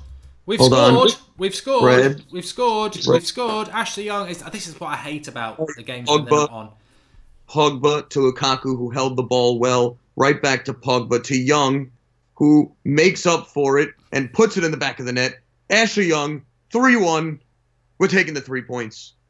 And if we can get 2 more goals, we'll match Arsenal's goal difference. So positives all around. Well, it's a Pogba assist as well, isn't it? But yeah, beautiful. I mean, I gotta give that you've got to give Ashley Young the credit, haven't you? Tonight has been about those people that maybe we give a lot of stick to, but they've stood up to the plate. I mean, look at Lukaku there. He takes the ball, great control, first touch, beautiful play to Pogba, who sets up Young. But Pogba doesn't get that ball without Lukaku setting him up. Again, Lukaku is proving more and more to me, not that he's a starter for United, but that he's a perfect substitute for United. Is anyone wearing pink boots? That's what I want to know. Pick someone. I guess you could say Lindelof has reddish boots, but they could be pink. They're more red. Marcus, are they pink or red? Get on the reading bifocals. No, nobody dare wear pink boots anymore. That's the problem. No. I can't think why. Again, beautiful, beautiful shot by Young. They killed it.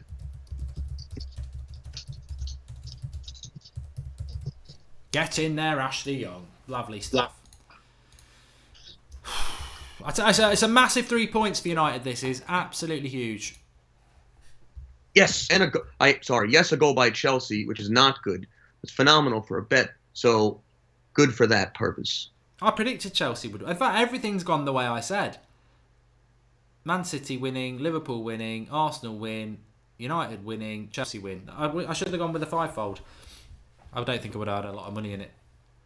Yeah, but I don't know, like a £10 bet, you're looking at like $400 if you hit it the right way. King makes a good point as well. I'll use that in the match reaction. He says that Pogba from the left. As soon as Sanchez goes off, Pogba's gone out to the left, and it's better. Yeah. You know, if you want to take from this game one thing, maybe it is that United are better with Lukaku and worse with Sanchez.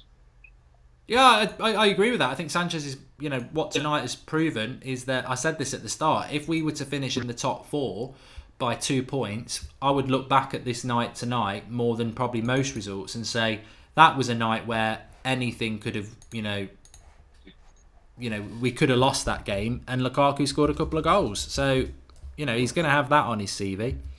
Yeah. Again, the fight back has been excellent by him. He may be too fat, but that's something he can correct.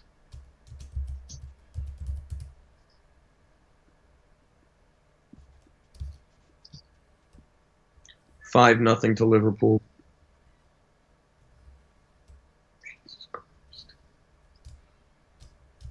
Against no less against Watford, who have been an incredible team this year. So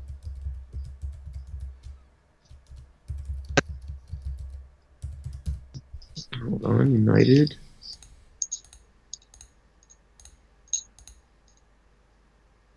At this point, I mean, I think we made all our subs, right? No, I still think we've got one more, haven't we? Yeah, we have. Yeah, Bailly. I honestly would take off Rashford for Chong right now and just get Rashford off. At this point, at 3-1, you just don't want him getting hurt. Yeah, well, it just shows you how important the 3 points are. I agree with him bringing him on, but it just shows you. Right. You got the 3 points. I mean, at this point, if you don't keep the 3 points, we're winning this game. It's a good 3 point. I mean, look, it's a good point. It's a massive 3 points for United. Pradney Singh says, and Young has won it. If doesn't have the same ring to it, says Pradney Singh. Well, it could be significant. It could be significant.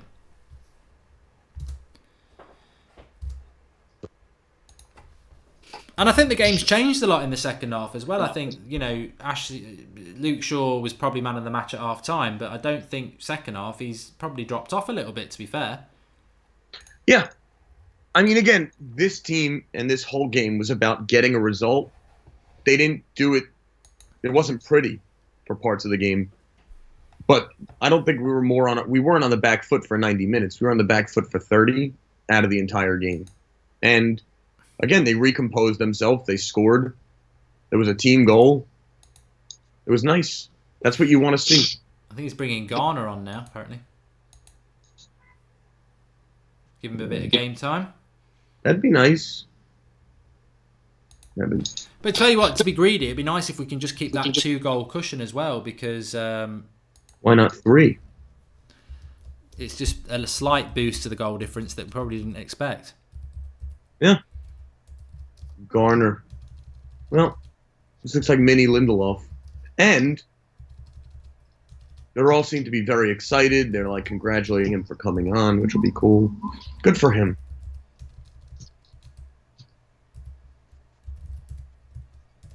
Again, I would have loved to see Chong, but the 3 points are immensely more important, and I could see one of them playing in versus Southampton.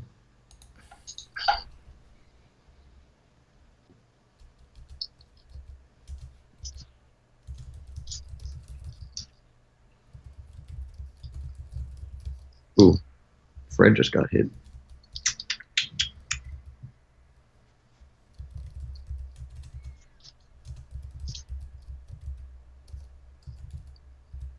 All right, so Fred's coming off for Garner, I believe.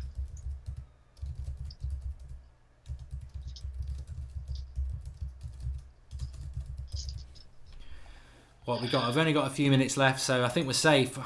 I'm just very, very happy to be in this position in a game like this, where it was touch and go. I mean, let's not forget. I mean, I'm going to talk about it in the match reaction, but the amount of injuries we've got, I feel that in some ways this is probably one of Ole Gunnar Solskjaer's best performances.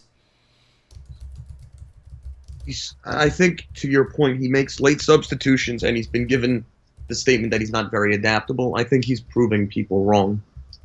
I do. I mean, his substitutions are late, but they have impacted games the right way. And, again, he keeps winning. The guy keeps winning. I don't understand how, but he keeps winning. I think it's because he actually is a tactical... I think genius is the wrong word, but I think he's a very, very tactical manager. And I think he's the thing I'm enjoying the most about Ole Gunnar Solskjaer as Manchester United manager at the moment is that we are seeing the challenges that I wanted him to see, which is why some people say to me, well, why do you want Ole Gunnar Solskjaer to be the manager? You were one of the people who were saying, let's wait till May. But I'm seeing so many things happening, circumstances happening, like we lose to PSG badly, we bounce back with some good results. We pick up all these bad injuries and we bounce back and we win games that we need to win. I think we're just doing, he does everything right and we're doing things in different ways with different players and different formations and it's just very, very impressive. Yeah. Again, he's been the bounce back that he got from Mourinho has been, that's over with, and I just think he's done an unbelievable job since then to keep up people's attitudes, to keep people involved. They're all playing for him, which is very clear.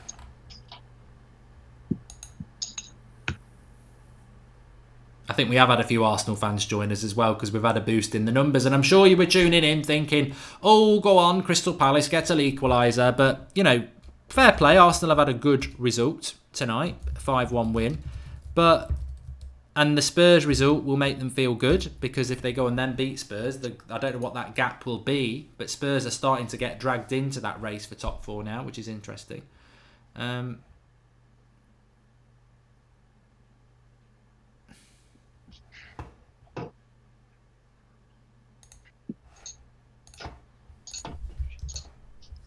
But this is a very, very good result for United. Very. It's exactly what we needed to see. And again, it looks like most of the games are going to finish as expected. Who would be your man of the match, Jared? I mean, do you... I feel like you have to give it to Lukaku. I also think, to be clear, Lindelof was incredible, but Lukaku set up. I felt like he set up the goal, the third goal, and I scored two others. What else can you say? I'll give it to him. Yeah, he's had a hard part in 3 goals, hasn't he? Yeah.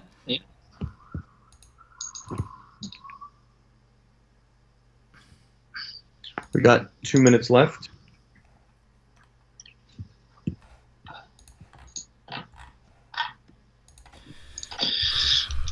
Sorry, I'm just saying the match reaction here. It's always a bit of a rush towards the end, but it's nice that it's a good rush. It's a good rush when you're not having to monitor the live comments and worry that we're going to blow it. 5 points off third. That's what I wanted to have a look at, yeah. Which means Arsenal are only going to be 4 points off third. They've not updated the score, the results, have they?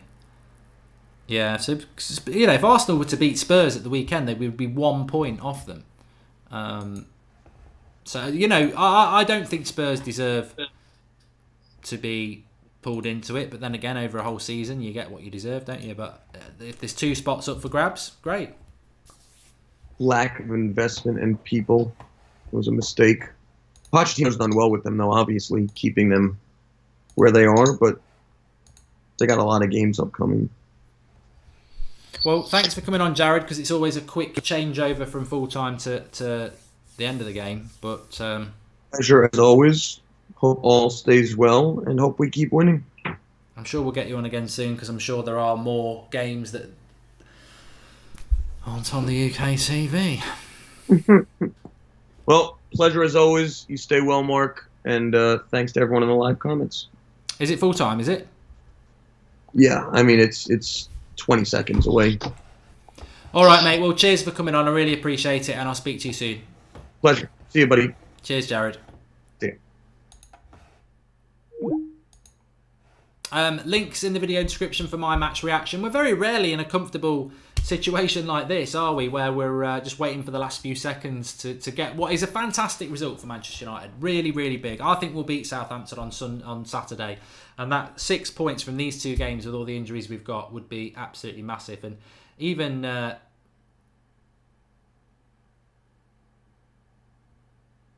think Crystal Palace nearly scored, didn't they? But they haven't.